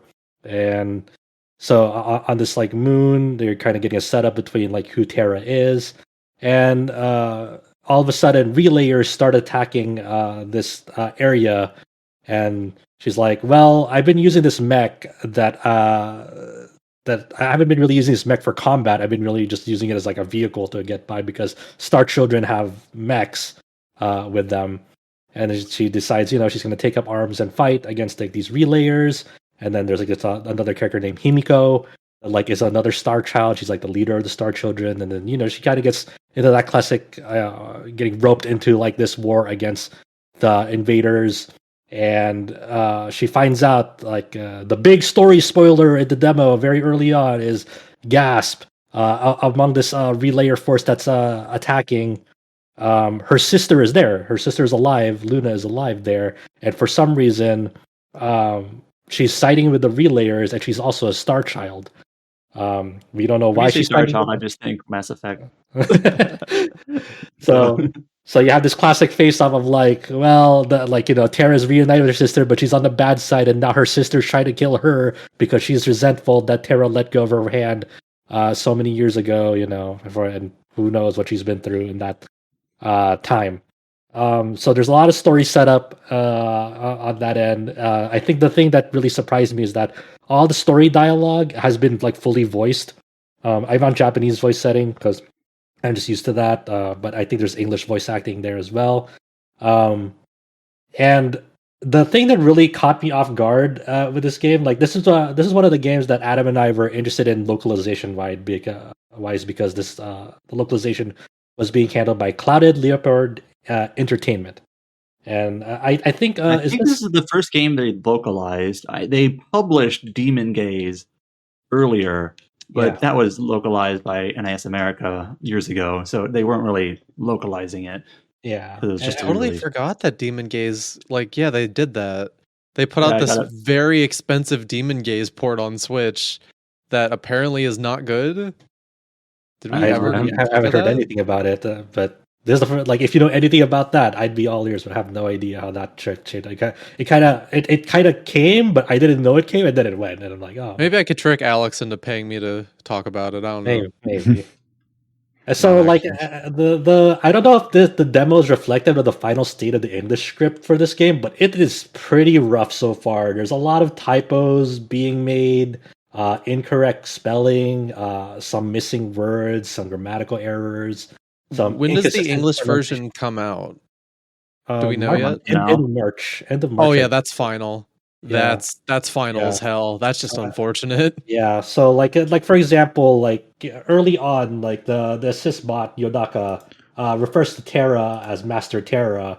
So for instance, like Master Terra is supposed to be like Master is supposed to have the capital M with it, but then they'll do that, and then later on in the script it'll have Master Terra with like a not a capitalized M under. So that's inconsistent right there, and then just have be like you'll have stuff like, oh, it must be so, and then like it'll just say it must so, and then like and then another, and then for like another thing, another error in the script early on is they'll Yodaka is saying, oh, I really enjoy you getting flustered. It really stimulates my intellect, and intellect is spelled correctly, and then the very next line from Terra, quote unquote, stimulates your intellect, and then intellect is misspelled there, missing the T at the end. Stuff like that, and then you'll have um, things like missing periods at certain points, and then there also like just are some weird localization hiccups that are not technically wrong, like on script wise, but like the way it's presented and how it flows is weird. Like I shared a picture in the Discord last night when I was going through this. Was there's a certain point when they're like, Terra is about to like awaken to like get the conviction to fight, and then like her inner voice is depicted as like a voice echoing in my mind, and then like the dialogue, like, and then like how Adam and I were talking about this, and he's like you would like phrase this like in a better localized game as like mysterious voice, instead of a voice echoing in my mind. It's like, yes, that's technically true, but it's not. It doesn't really flow well with the way it's too literal. So it was basically like a normal voice, like a text box, and text boxes usually have some sort of label about who's saying it. The label here was literally, quote, a voice echoing in my mind, and it's just kind of like awkward. Yeah, and then you'll just have some other stuff throughout it, like you'll have like double spaces where they're not supposed to have double spaces. You'll also have like some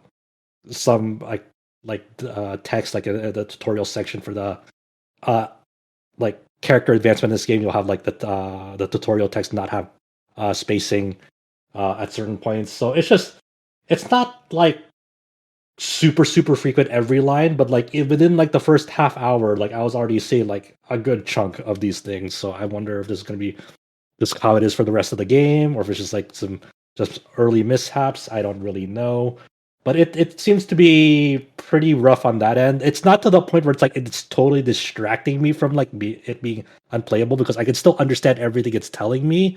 It's just unfortunate. So storyline, I mean, not storyline. I already kind of went through that. Gameplay wise, this is not exactly like how you would expect Super Robot Wars or G Generation to play. The just from how battles are flow. For instance, like in Super Robot Wars, it goes by a round basis where it's like player round and then enemy round, where you position and attack with all your troops, and then you end turn, and then it'd be the enemy's turn, and then they all do that. This one is enemy or player order is decided by agility. So like you get like the highest stat agility person goes first, and then like if an enemy has a high agility stat, they'll go next. So it's not like round by round player phase, enemy phase. It's like everyone's in the same pool, and then how that's distributed is by the agility stat. And then everyone has a class here. There's like a job system where you have like your assault class, your like defender class, your ranged DPS class, and like your buff, debuff, and healer class. So you generally want to go like, hey, you want to get your tanks up into like the threat range to kind of bait out enemies one by one, because they can easily like surround you and like kill you if you're like mispositioned. So you're kind of just early on, just from what I've seen so far, you're kind of scraping, trying to lure out enemies one by one and filter them out, and hopefully those tactics will change over time. But it's your standard. Hey, this unit is good for defending your units and taking a lot of damage. You have your melee and ranged DPS ready to go, and then you're obviously the one who's doing the buffs and debuffs and healing, like more all the way in the back, dishing out the additional support for your troops. And early on, you're introduced to like a job advancement tree where you have like skill trees for each person that they can advance, and once they fill out like this constellation skill tree, they can advance to the next class. Obviously, I haven't seen those classes. They probably won't in this demo, but it's going for that holy trinity mechanic inside this strategy RPG. And then that's an interesting concept to have that in this framework of game. Yeah, and then like there's bonuses when you like kind of this goes both ways when you sandwich an enemy or you're sandwiched in between enemies, where if you attack with an opponent and there's like an ally at the opposite side from you, they'll do like a backstab and follow-up attack, which will do more damage. I'm sure there'll be more synergies like that as I progress through the game, but that's kind of my initial impressions. Like it's a really cool like game conceptually, and I'm like interested enough in the story to see where it goes. I think there's enough intrigue behind these characters because they're setting up a lot of like grand mysteries. Like one of the terms in like the glossary is like God Relayer. It's like, all right, well, apparently there's gonna be like this God Relayer and like all these certain like hierarchy of relayers you have to fight against, and what like, well, why did Luna go to the bad side, and what's going on there? So I haven't like gone through all of the demo yet, only like the first few hours, and I'm seeing where it eventually ends up. There's a lot of like systems in play of like how you equip your units, like what sort of like obviously new weapons you can upgrade to, new armor, and it does have like battle animations that aren't quite as long as what you would see in like modern G generation Super Robot Wars games, but it runs pretty well at 60 FPS on PS5, and they're very short and to the point. Sometimes in those other games they kind of get too long winded, and it's cool and like a certain aspect, but at a certain point I was just like kind of skipping through most of them, and this one is like short and punctual to the point that like I'm not really skipping any of them yet. And there are like some cool like battle animations, like when they're like snipers facing off, they'll like fire at each other at the same time, and then you'll see like the bullets like go right by each other in slow-mo. It's like, okay, this is so over the top. And there's like some weird systems too, like there's like one of the tutorial prompts, like at certain points a sniper can activate overkill randomly, and it'll just like one hit KO the person that it's like targeting towards randomly. I'm like, oh, that's a weird big. It hasn't happened to me yet, but that's if it happens more often later on, I wonder if I can I wonder how the difficulty balancing is going to handle that. So that's an interesting mechanic that I saw. Is that something you can exploit on your end, like for your own units? I like.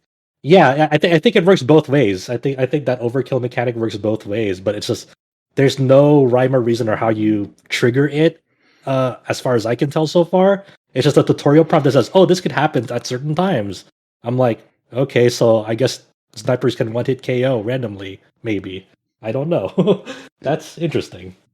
So, yeah, but obviously just the demo so far. Just getting a first taste of the game. Yeah, unfortunate that the localization seems to be kind of in a shoddy state, but it sounds like all the other systems underneath are kind of what you expected, with the exception of maybe some of the RNG aspects of it. But otherwise, it seems like it's holding your interest pretty well. Yeah. I think the thing, another thing that bothers me before we get off of it is like the resolution of the artwork is really bothers me at times. Like there's like this etched style to the artwork. that like it's neat, but then like the actual display resolution makes it all very fuzzy, like up close. So like Tara's hands, for example, like she'll have like a portrait versus like she's like kind of like thinking about something, so she kind of like crosses her hands a little bit, and her hands look fucked up during that. Like it's very fuzzy and like very like pixelated, and it's like, oh man. It's just, I don't know. This is going to be a weird mixed bag of like there's going to be some cool things and like some very very not cool things that jive with me, I think. And again, the demo is out now in both Japan and English, and the game releases at the end of next month. I think the 24th, 22nd, one of those. Yeah, it's like one of those things where like you can pay more to have early access, and that's demo, something that's been more and more common. Like Triangle Strategy has that. Other games have had that. It just seems. I don't think Triangle Strategy is early access. Yeah, well, not early access, but the demo that carries over. Oh, yeah. Stranger of Paradise has it, early access. That is. Yep.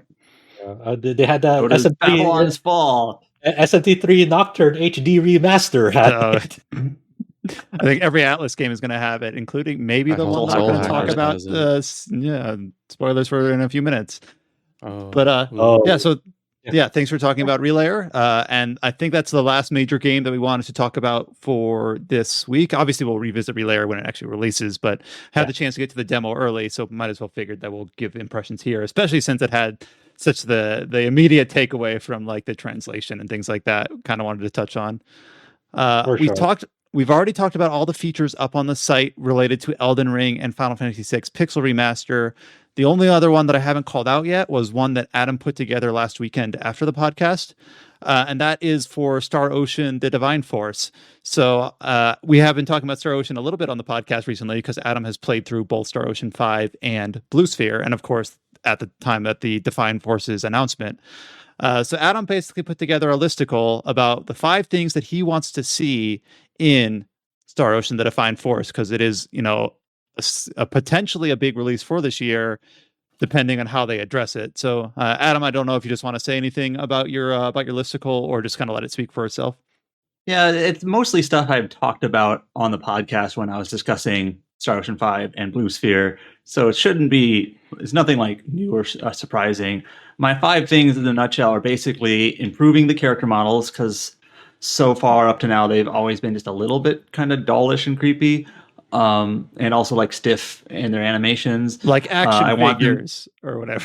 Yeah, that's what he called it after like the PS2 game. But also I talked about how spamming is usually used in these games quite a bit, and I kind of hope that it'd be nice if the next battle system wasn't quite so much of a spammer. I talked about I like a lot of the crafting and specialty and personal skill subsystems in the games. And other subsystems in the games, I feel like they allow Star Ocean like balance and combat and character builds to be really flexible, rather than just getting a level up and getting some new stats and getting new weapons at the next shop. You can be really flexible in terms of how you can get equipment, how you can change your stats and your effectiveness of your characters. So I kind of hope that continues. I hope that the post game is as stupid as it always is, where it just ridiculous bosses with ridiculous health meters and post-game dungeons with lots of stats and enemies and items. Just I keep that. I like it. Give me an ethereal queen that you have to beat 3 times with a 6-wing with 6-wing ethereal queen. Yeah, if there's no ethereal queen, then it's not a Star Ocean game. Right. And it better use mission to the deep space as the BGM, although they can switch it up a little bit, make a new rendition or something. And then the last thing was, what was the last thing? The private action system is in all the Star Ocean games, but I kind of feel like it was better in the earlier games than it has been in the more recent ones, which Star Ocean 4 had it like these kind of like scenes on the ship, which kind of made them awkward to like initiate into view. And then Star Ocean 5 had this really tedious kind of system in the towns in that game where you basically had to like circle back to the inn hundreds of times to see more private actions. My advice there was just kind of maybe tone it down a bit in terms of like number of private actions you can get. Make them a little bit more like interesting and unique rather than just like 300 and a checklist of private actions you can do. And also just make them like easier to seek out rather than the annoying way they did it in 5. So yeah, just kind of basically just like, I have some fondness for the series. It's had a hard time putting it together. So here's just some things I would like to see. That's all it is. It's a wish list. But yeah, I mean, Star Ocean has yet to nail much of anything since Star Ocean 2, maybe, arguably. So hopefully the Divine Force is a inflection point where it ends up being a little bit more than its pedigree suggests that it could be. So it's still not dated for this year, right? It's just other than it's this year. 2022. Yeah, that's what I meant. That's what they say. Maybe it'll be a summer release. I don't know. You're just reminding me of thinking of what Star Ocean 6's private actually should be. I'm just wondering it should just be Raymond's portrait A stance artwork, but moving around not visual novel style. His flexing veins or whatever. Yeah, as he's interacting with other people. I would love that. Yeah, but so we have that up on the site, and again, that is 5 things I want to see in the franchise's next entry. So trying to do a little bit more stretching out. We saw obviously Josh's list of monsters we want to see in Sunbreak a few weeks ago or last week, and then this is stuff we want to see in Star Ocean. So trying to have a little bit more fun with some of our features up on the site. So go ahead and give that a look.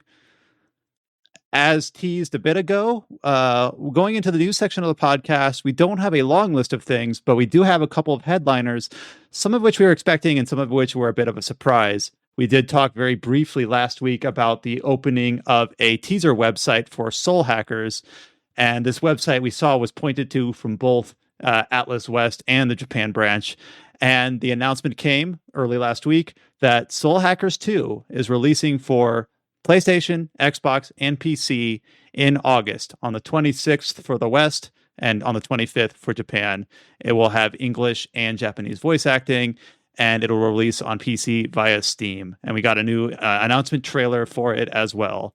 So I have to open this up with saying, who here has played the original Soul Hackers?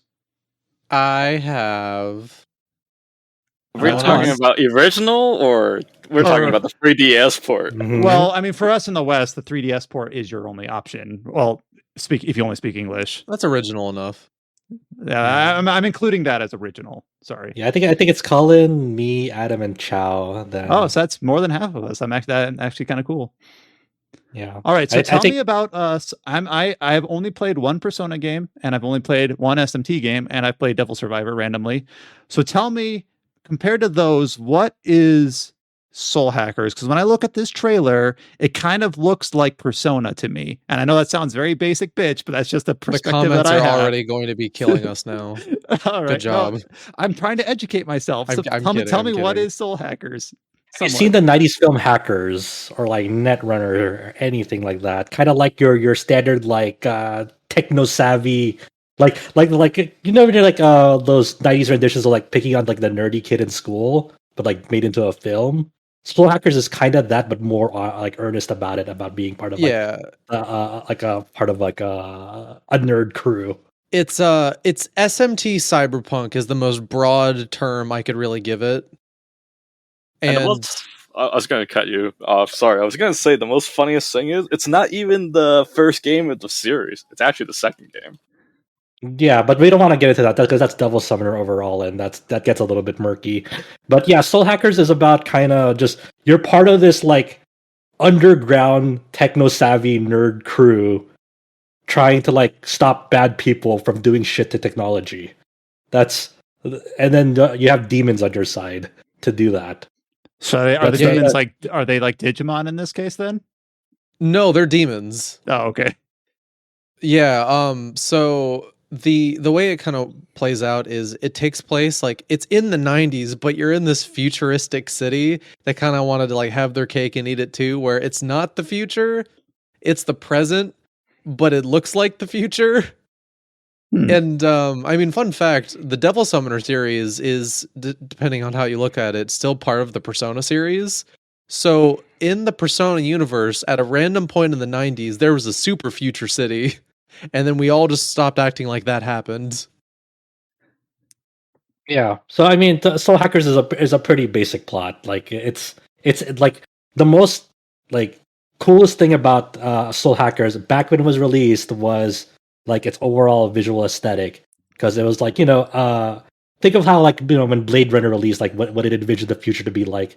This is like back in 1997. This is what Atlas thought like the near future would be like. Filled with like techno gadgets and their fashion senses, would be considered wild about back then and outlandish. So it's it's while the story, I don't think the story is groundbreaking. It is one of those games that focuses on atmosphere more than anything else. And you could say all SMT focuses on atmosphere, but I think the atmosphere in the world of Soul Hackers is what makes it so cool. It's the soul more than anything else about Soul Hackers that just makes it so awesome, which is why I'm glad that if you're going to revive any of the old SMT sub-series or spin-offs, this is the one they're going with. And a lot of people are saying that it doesn't really line up with like what Soul Hackers did, but it just looks like modern takes on cyberpunk. I don't know. Yeah, like Adam and I were talking about this when Soul Hackers 2 was announced, but I don't know when this happened, but I guess a lot of like people who remember Soul Hackers, hold Soul Hackers fondly, is like what they really got out of it was like the quote unquote retro aesthetic of it, because they played a 1997 game in 2013. I think that was when the remaster came out. When back then that wasn't really the case. Like you weren't like going to Soul Hackers and be like, oh yeah, it has like a retro aesthetic in 1997. It's like, no, that was just what 90s cyberpunk was. Yeah, and so this is what modern cyberpunk is. So yeah, I think some people expected Soul Hackers 2 to be like retro cyberpunk when the original never really was that, even though it just came across that way because of the localization. Because we were playing it, what was it? 15 years late, right? More than that, something like that. So yeah. I don't know, but is it even fair to criticize a game's visual appearance from just having one game? I've seen a lot of people criticizing the second game how it doesn't match the first game's appearance, but is it even fair when there's only one game? Like I don't know, it's weird because it's weird that they kind of like are biased, like, oh, Soul Hackers is a series now that consisted of one game, and now that the whole Soul Hackers quote unquote series now must fall in line with the first game's aesthetic ? Because but it was kind of weird that like so Atlas does these surveys all the time, like one a year, and in these surveys they always ask things like, what would you like to see again? And they basically list all of their major games from the past years. Like they've listed the Rido games, they listed Digital Devil Saga, Devil Survivor, and I'm pretty sure Soul Hackers showed up on there too. And then when Sega did their financial like medium-term plan, this was actually in like May 2021, they actually had like a discussion on what franchises that are currently like dormant should we consider returning to. And people noted at the time that they listed Soul Hackers, which was sort of weird because Soul Hackers was kind of not really a franchise. It was just a singular game within Devil Summoner, which is kind of an offshoot of SMT. So two things to point out. One, clearly in May 2021, they were already working on this. So it's kind of a clue that they were at the time, even if we didn't know it. And two, it is kind of interesting that they've kind of considered Soul Hackers like a franchise when it really was just one game. But now it's a franchise. So Soul Hackers 1 is what it was, and people's expectations are what it is. But like, let's talk about like what actually is Soul Hackers 2. What the hell? What the hell did they reveal? Well, one thing I do want to talk about. Oh, go ahead. I was just going to talk about the staff behind it. It's got a lot of staff from crossover with Tokyo Mirage Sessions.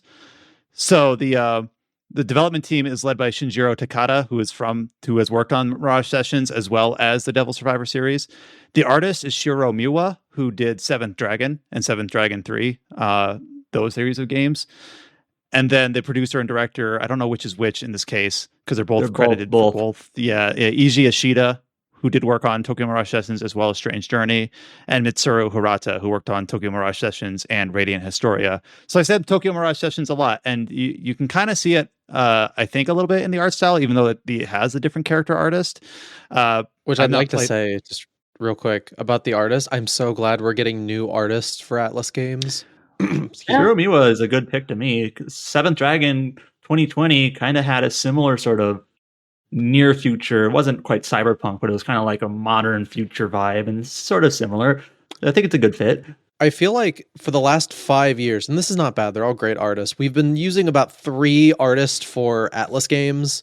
You've got I think Soejima, Doi, or is it just them? Yeah, I think it's mainly just been Soejima and Doi. And I think some of the Persona spin-offs have had different artists, and it's just been them for anything Mega 10 related in the last, I'm pretty sure, 5 years. Well, there was a little bit of confusion that people thought the artist was Suzuhito Yasuda, who did the Devil Survivor and Digimon. What Digimon game is it? Cyber Sleuth. Yeah. And art style is sort of similar, but not quite. And then Miwa hasn't had as much exposure as a lot of the other artists, so it's cool that he gets on here for Soul Hackers 2. And the art looks so good. I just find it actually insane that this is coming to Xbox of all things. Yeah, so I rattled it off at the start. PlayStation and Xbox consoles and PC, no Switch. So, and cross-gen, so PlayStation 4 and Xbox One as well. So just how it is. I can't. Hey man, and no one else got SMT5, so there's just revenge for SMT5, obviously. But that's how it rolls. Maybe they'll introduce a Switch version down the line. That who knows? But yeah, this is what we got. This is interesting because the setup for this game is sort of, the first game was sort of how people can misuse technology for their own ways, how technology can be destructive for people, and this one seems to be an inverse of that. Of it seems like the main characters of this game are both AI. They come from this they're cyber life forms from Aeon, or called Aeons, and their names are Ringo and Fig, I believe is pronounced. Which I think is supposed to be Apple and Fig. I read that one somewhere. Ringo is indeed Japanese for Apple. Yeah. I didn't catch that. This is why we keep games. No, just kidding. I would not have caught that because I didn't know. I'm clueless. And then they have the ability to soul hack people. I could have guessed that. To revive their targets, apparently, from the synopsis I'm reading. And then this game has staples of, as Chow mentioned earlier, Soul Hackers 1 was the second game in the Devil Summoner series. While this game doesn't have the Devil Summoner moniker, it does have staples of the Devil Summoner series, including, right from the trailer, it has Devil Summoners. So I don't know where the sentiment of people have had the weirdest opinions about this game and reactions, how could this be a game? This is where's the Devil Summoners? It's in the trailer. They say Devil Summoners multiple times. The comp devices to summon their demons is very evocative of how Devil Summoners summon their demons to these kind of gun things that protrude out into a summoning terminal. That's all in the trailer right there. So it has some of them.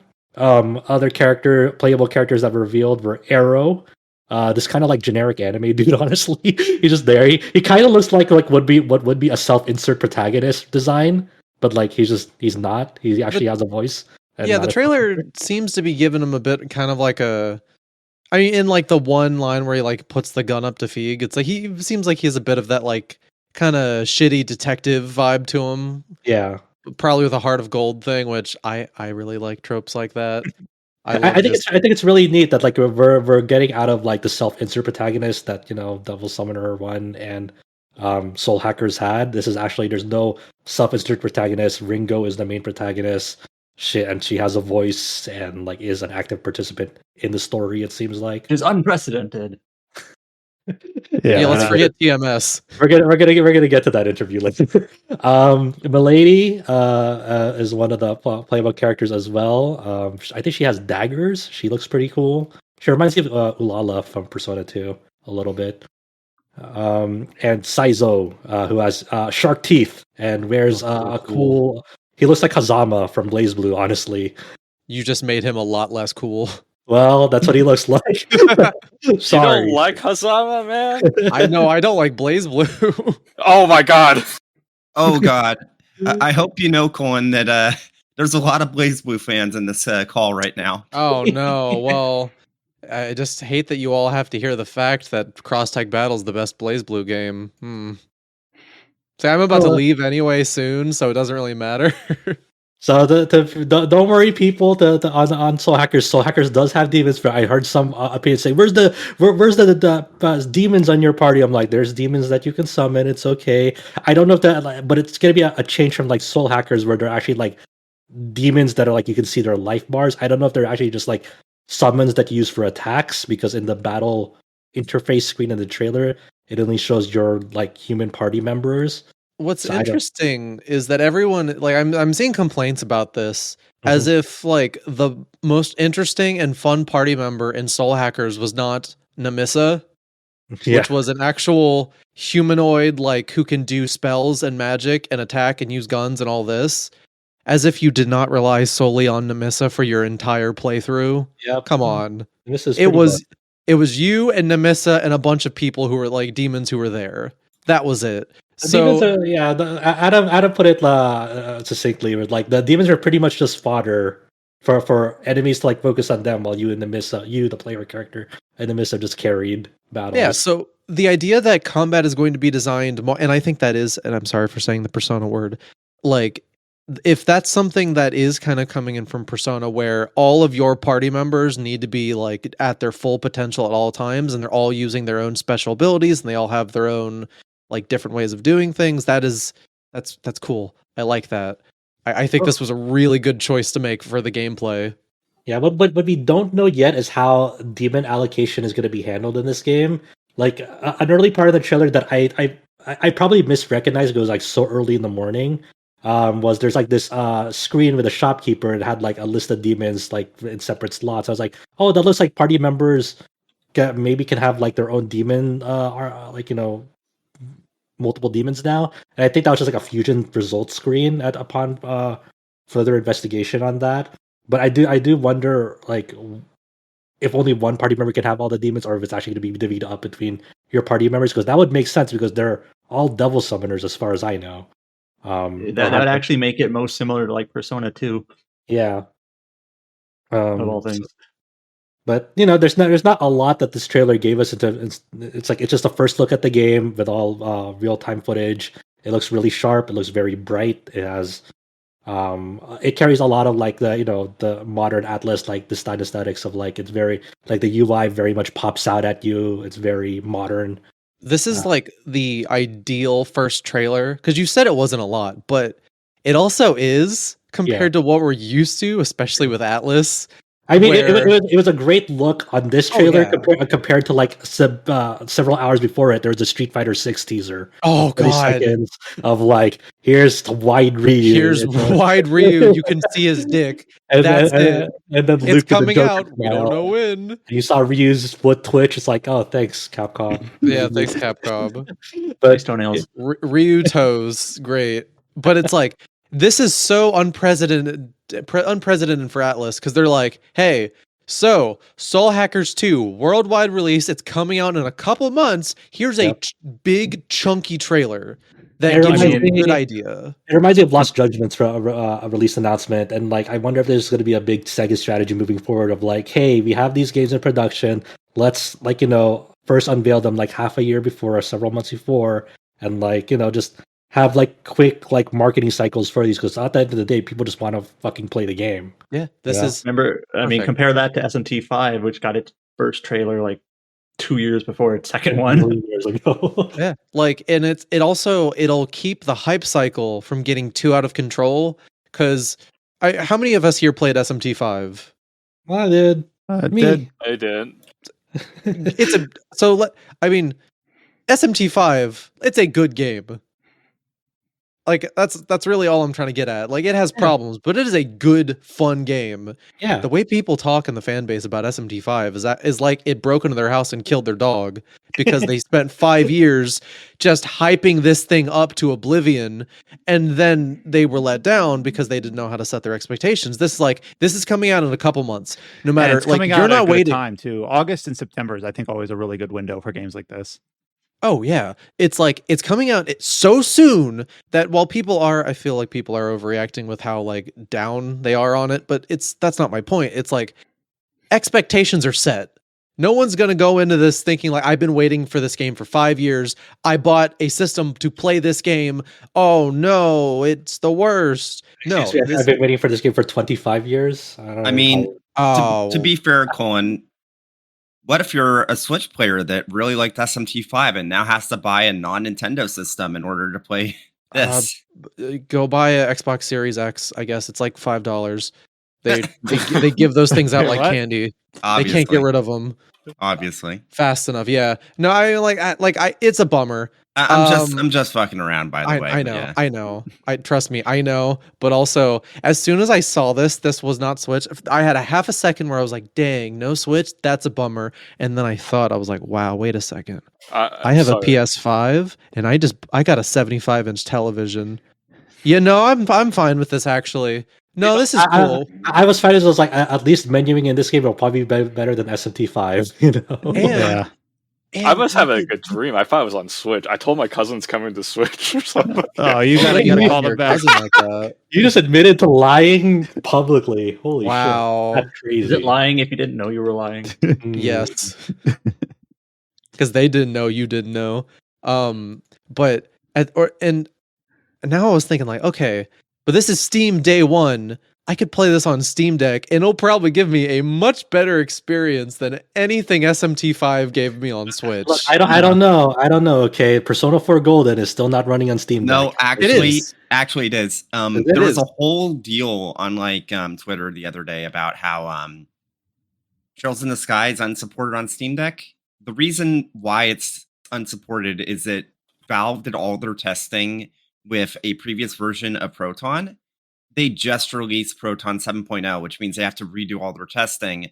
But one of the major things that they did with Proton 7.0 was implement their strategy for getting FMVs that are using Windows exclusive codecs to work on Linux. What they're basically doing is they're re-encoding them on Steam's end. Okay, so even though if you go on Steam's official tool to check what games in your library are compatible, even though it'll say that Persona 4 Golden is not working, Valve's employees have outright said that no, it is working on the current version of Proton, and that's probably going to be the case for a lot of those games. Is that going to be the launch of Proton version? It's already available. It's already available. Did you guys see that some of the reviews that came out on launch were I forget who did it, but one of the ones that stuck out was just a Steam Deck and then a picture of Persona 3 running. And it's like, oh my god, you can get every Persona game running on this thing. Oh, I cannot. Well, okay, not 5, but RPCS 3. Apparently, it doesn't run that well. But yeah, probably not. Ideally, it's been long enough. It's been almost 2 years since Persona 4 Shadow dropped. I'm hoping that Persona 5 Royal just drops on Steam this year. I feel like it's the time, right? Am I crazy? This feels like the year we're getting that. Well, lay off on that copium. Lay off on that copium. I mean, if there wasn't a Persona 4 Arena game and a Soul Hackers coming out, I'd maybe agree with you, but I don't know if they're going to squeeze in a Persona 5 port also. Well, hey, we still have 2 more days for their February announcement.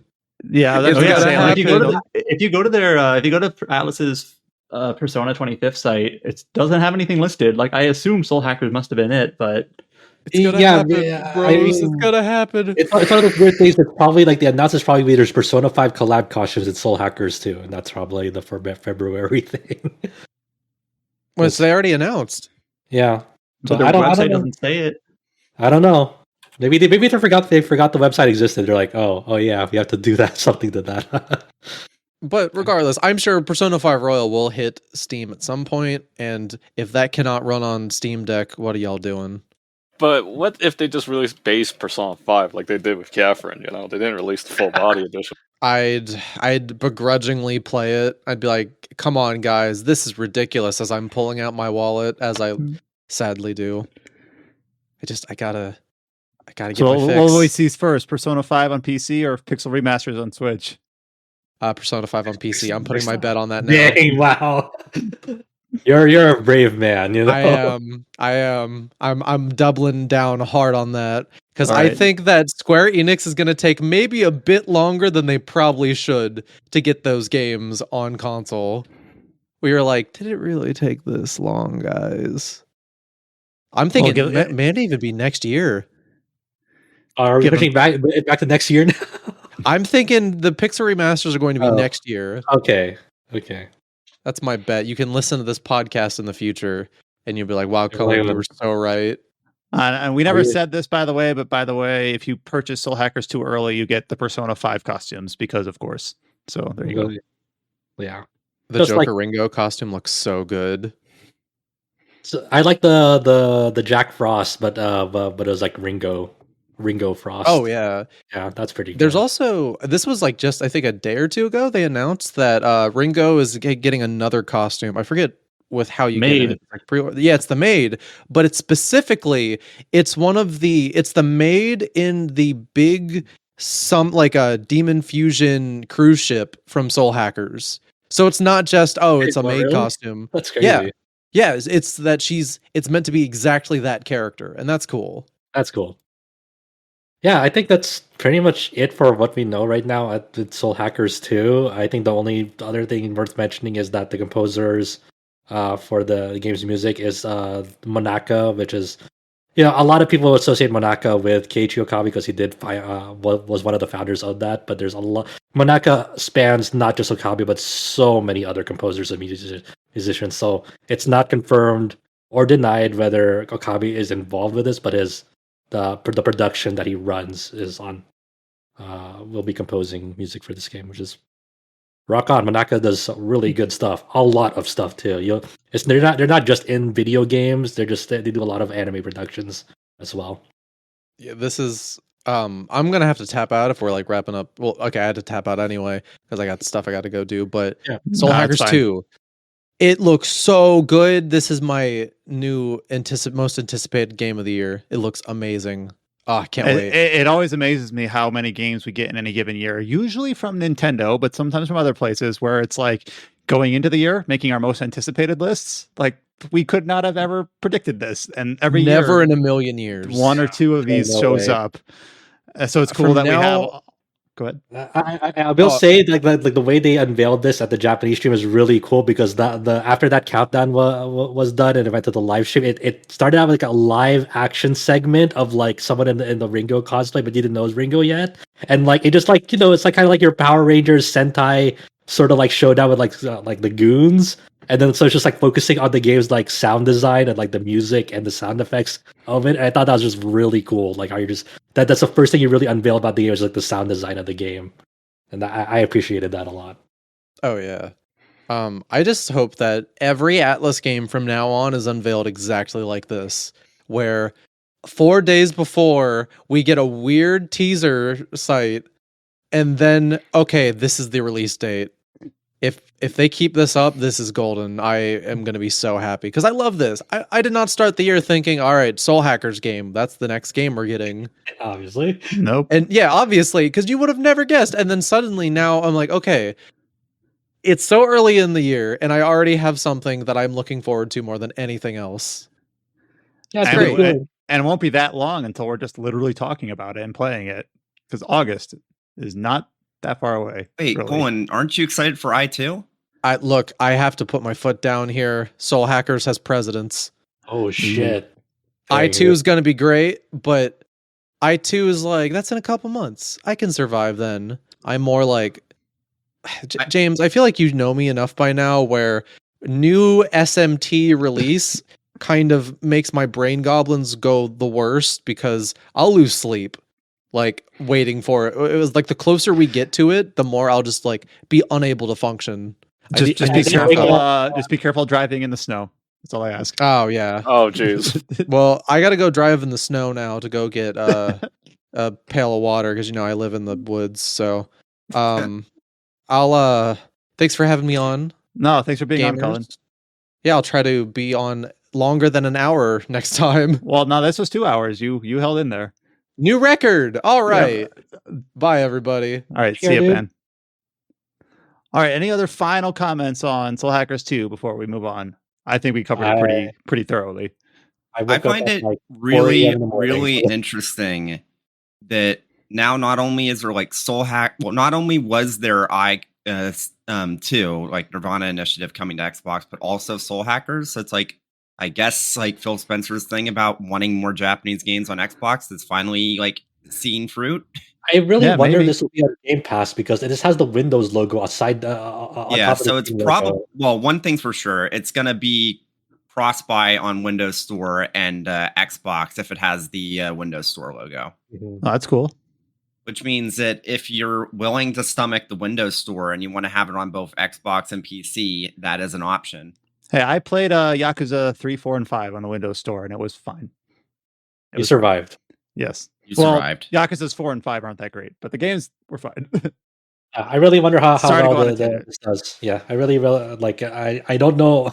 I don't know. Soul Hackers is really like has much of a sellable brand or profitable brand name, but it's really new and fancy and gets a lot of people looking at it. I really wonder how well it does. That's crazy to think about. Yeah, I've always been a Soul Hackers fan, man. What are you talking about? It would be really cool if they had a PC port of the original game alongside or something like that. Because now it's like, I want to play the original, but I got to grab a 3DS. And the digital store for 3DS is on a very limited lifespan. So yep. We did have a few other announcements from this week, not nearly as to the same scale as Soul Hackers, but pretty surprising in their own right. So we'll just go through them. There's 3 of them. The first one is that we got a tease of a re-release for Baldur's Gate Dark Alliance 2 from Black Isle Studios and Interplay Entertainment. So obviously last year we had the re-release on Switch and then later on PC of Baldur's Gate Dark Alliance. So perhaps unsurprisingly, we're getting Dark Alliance 2 likely this year. Did anyone here play the Baldur's Gate Dark Alliance re-release last year? I played Baldur's Gate Dark Alliance when it released on PlayStation 2. Yeah, same here. I mean, that was more like a straightforward port, like it wasn't really like anything. Yeah, it's not a remaster. They don't even sell it as a remaster. That's why I'm being careful and saying re-release or whatever. Yeah. But again, just cool to have these games on PC, hopefully on PC, because the Baldur's Gate Dark Alliance 1 ended up on PC eventually. So just kind of for preservation's sake, so you don't have to whip out the PS2 if you want to play this game. So I know a lot of people that I actually had a coworker who was like not really that into gaming, just a little bit. And they were like, "Oh, Baldur's Gate Dark Alliance 2, I love that game. Can't wait." Like, how do you even find this? Because it seems like a little bit like more granular than typical announcements, but apparently some people are really hyped for this. Depends on, I guess, whether or not you grew up with it. Here's a game that I think Adam will find interesting, is that we got an announcement for a sequel to Void Terrarium. Void Terrarium was a Nipponichi game that released a couple years back, and Void Terrarium 2 will release for PlayStation 4 and Switch on June 30th in Japan. So, Adam, I'll just let you take it away for this announcement, because I know that you, I believe, are the only one here that played the original game, but thought at least decently highly of it. Yeah, out of all the Nipponichi games that are, they released quite a few games that are just kind of, they almost feel just random. They're just not even a franchise or an IP. They just, here's a game that's with a new now concept. It's a franchise. Now it is, yeah. But Void Terrarium was one of the ones I liked the most. It's basically like a mystery dungeon game, just in a new style, in terms of being like a roguelike with sort of this turn-based kind of step-by-step combat. So this looks like it's basically a sequel. The story is not really why you play these games. It's just kind of a solid, relaxing mystery dungeon sort of game with, I like somebody put it this way on our Twitter, with a bumpin' soundtrack. It has a pretty good soundtrack. So I'm like, sure, I'll try this out. I think you might have already said this. It's releasing like this summer in Japan. They announced it with a release date already. I assume NIS America will release this because they release almost every Nippon Ichi game, being their parent company. Not all of them. They miss some of the visual Where's novel Galleria? stuff, but yeah, and Galleria, where is it? But yeah, I'll if this gets a localization, I'll check it out. It's just kind of a fun little small game that I enjoyed. Yeah. So the concept, if we didn't get to that, is basically the world has been kind of polluted to death, but there's one human left, and you play as a robot, basically building a literal terrarium for them to live in. Human is named Toriko, and that's kind of the story premise. Is you're going through these ruined areas to basically find pieces for your terrarium. There's both like a kind of an aesthetic aspect to it, like you can find like decorations for the terrarium and you kind of build it like a little house. And then there's actual like functional aspects too, in terms of if she gets sick, you can heal her if you find certain things and so on. But yeah, it's a small little interesting game that I'll probably check out. So what we know that think that we know that NIS America will get to it eventually for the localization, but it'll be cool to see this drop in as kind of like an interesting little smaller project and one that you thought highly of for the first game. So just kind of a cool, unexpected announcement that will release in Japan in not too long. There's like a direct like sequel, like returning characters in general. Looks like it. And speaking of very short teases, like the Street Fighter one that's even shorter than that and more of a tease than that is that we had the 5th anniversary live stream of NieR Automata 5 years later, and I don't remember which way is more correct. And I always learned it as automata, like in like math courses. All right. Or my friends call it NieR a tomato. Yep, there you go. And then during this 5th anniversary stream, I think some people predicted this, maybe as a joke, maybe seriously. I'm not sure. Did. Yeah, I think Adam got it. Was this on record on the podcast? I don't remember. Or was it? No, I have it even better. I have it in writing. Oh, really? Holy shit! I mean, it's on Discord, but I don't think I have an edited tag next to it, so you can tell it's true. All right, so during the 5th anniversary live stream, we got a short 30-second teaser that basically said NieR Automata TV animation project start.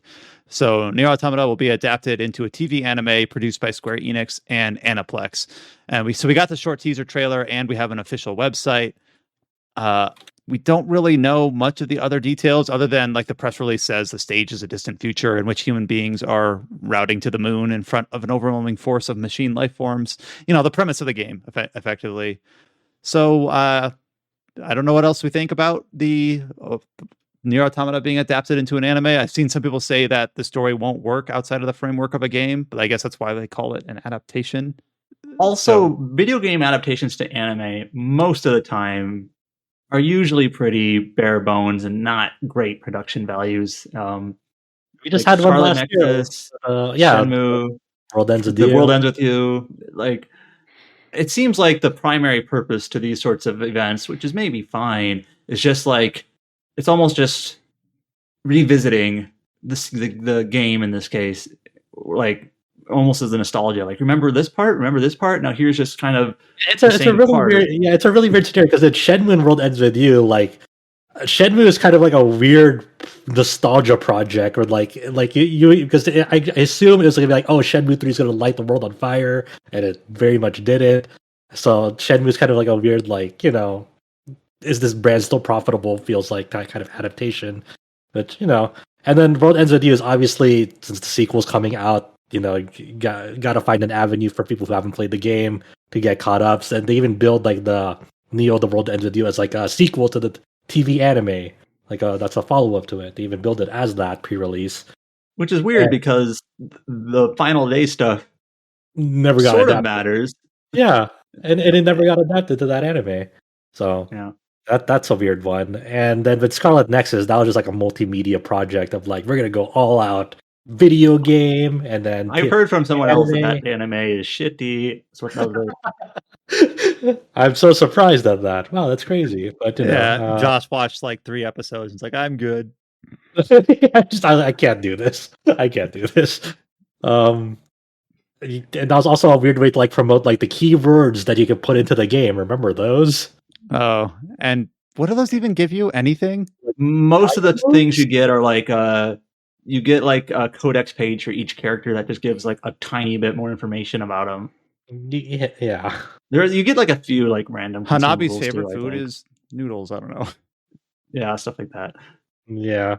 And then with this one, I don't know. I'd really be interested to see like who the exact staff list is for this project. How many? What's its runtime? What's its Who is episode making count? it? Like which Yeah, studio? like it's. I can understand why people say like it'll be difficult to like make this work as a TV anime unless it like finds its own identity in that, because part of like why people like NieR and the NieR games in general is like the way it plays around with the video game medium, like especially ending E in Automata.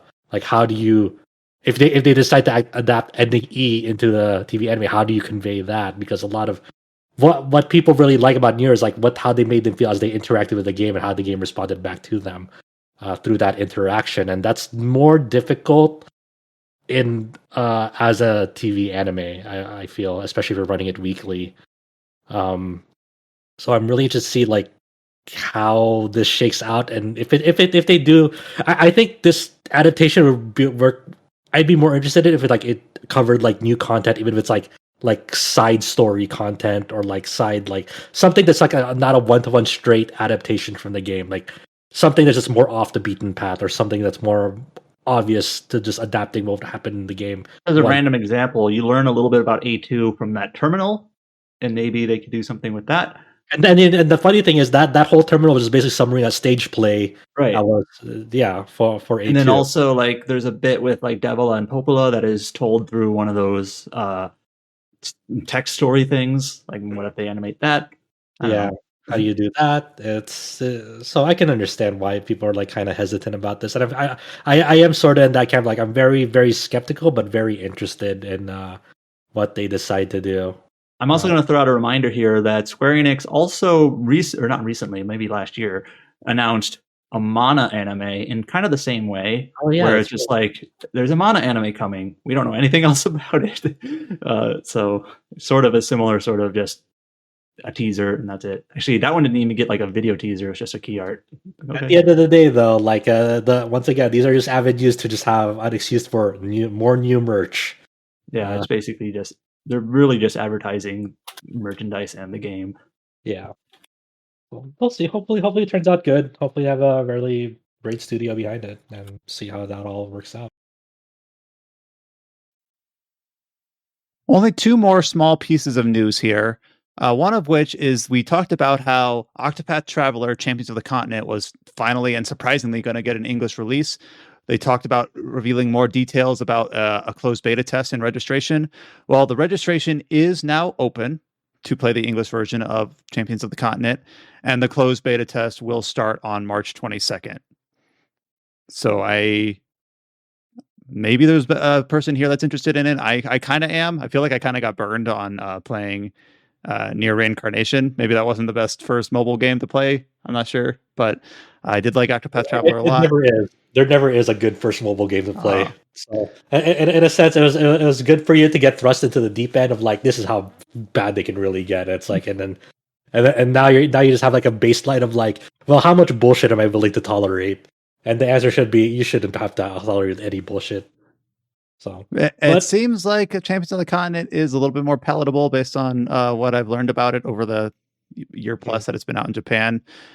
So we'll see. But March also just is really busy, and that's just the closed beta. So we don't know details about its full release yet. Yeah, I think it's like somewhere in the summer, so we don't have to worry about that. Unless Soul Hackers is around the corner when it comes out, then just fuck this then. Mm-hmm. But and Sunbreak as well, obviously. But I'll probably check it out. I don't know for how long, but I'll check it out for. And the last bit of news, this is pretty minor, but The Ascent, which came out last year on Xbox and PC, will launch on March 24th for PlayStation 4 and PlayStation 5. This is like a co-op twin stick shooter with slight RPG elements set in a cyberpunk world. So I played this last year just on a whim because it was on Game Pass, honestly, just being truthful. And I thought it had some really good art and sound design. I thought the game itself was okay. So if you're looking for a cyberpunk game that's not Cyberpunk 2077 or not Soul Hackers, I suppose, and you're waiting for PlayStation version, The Ascent will launch next month for those two consoles.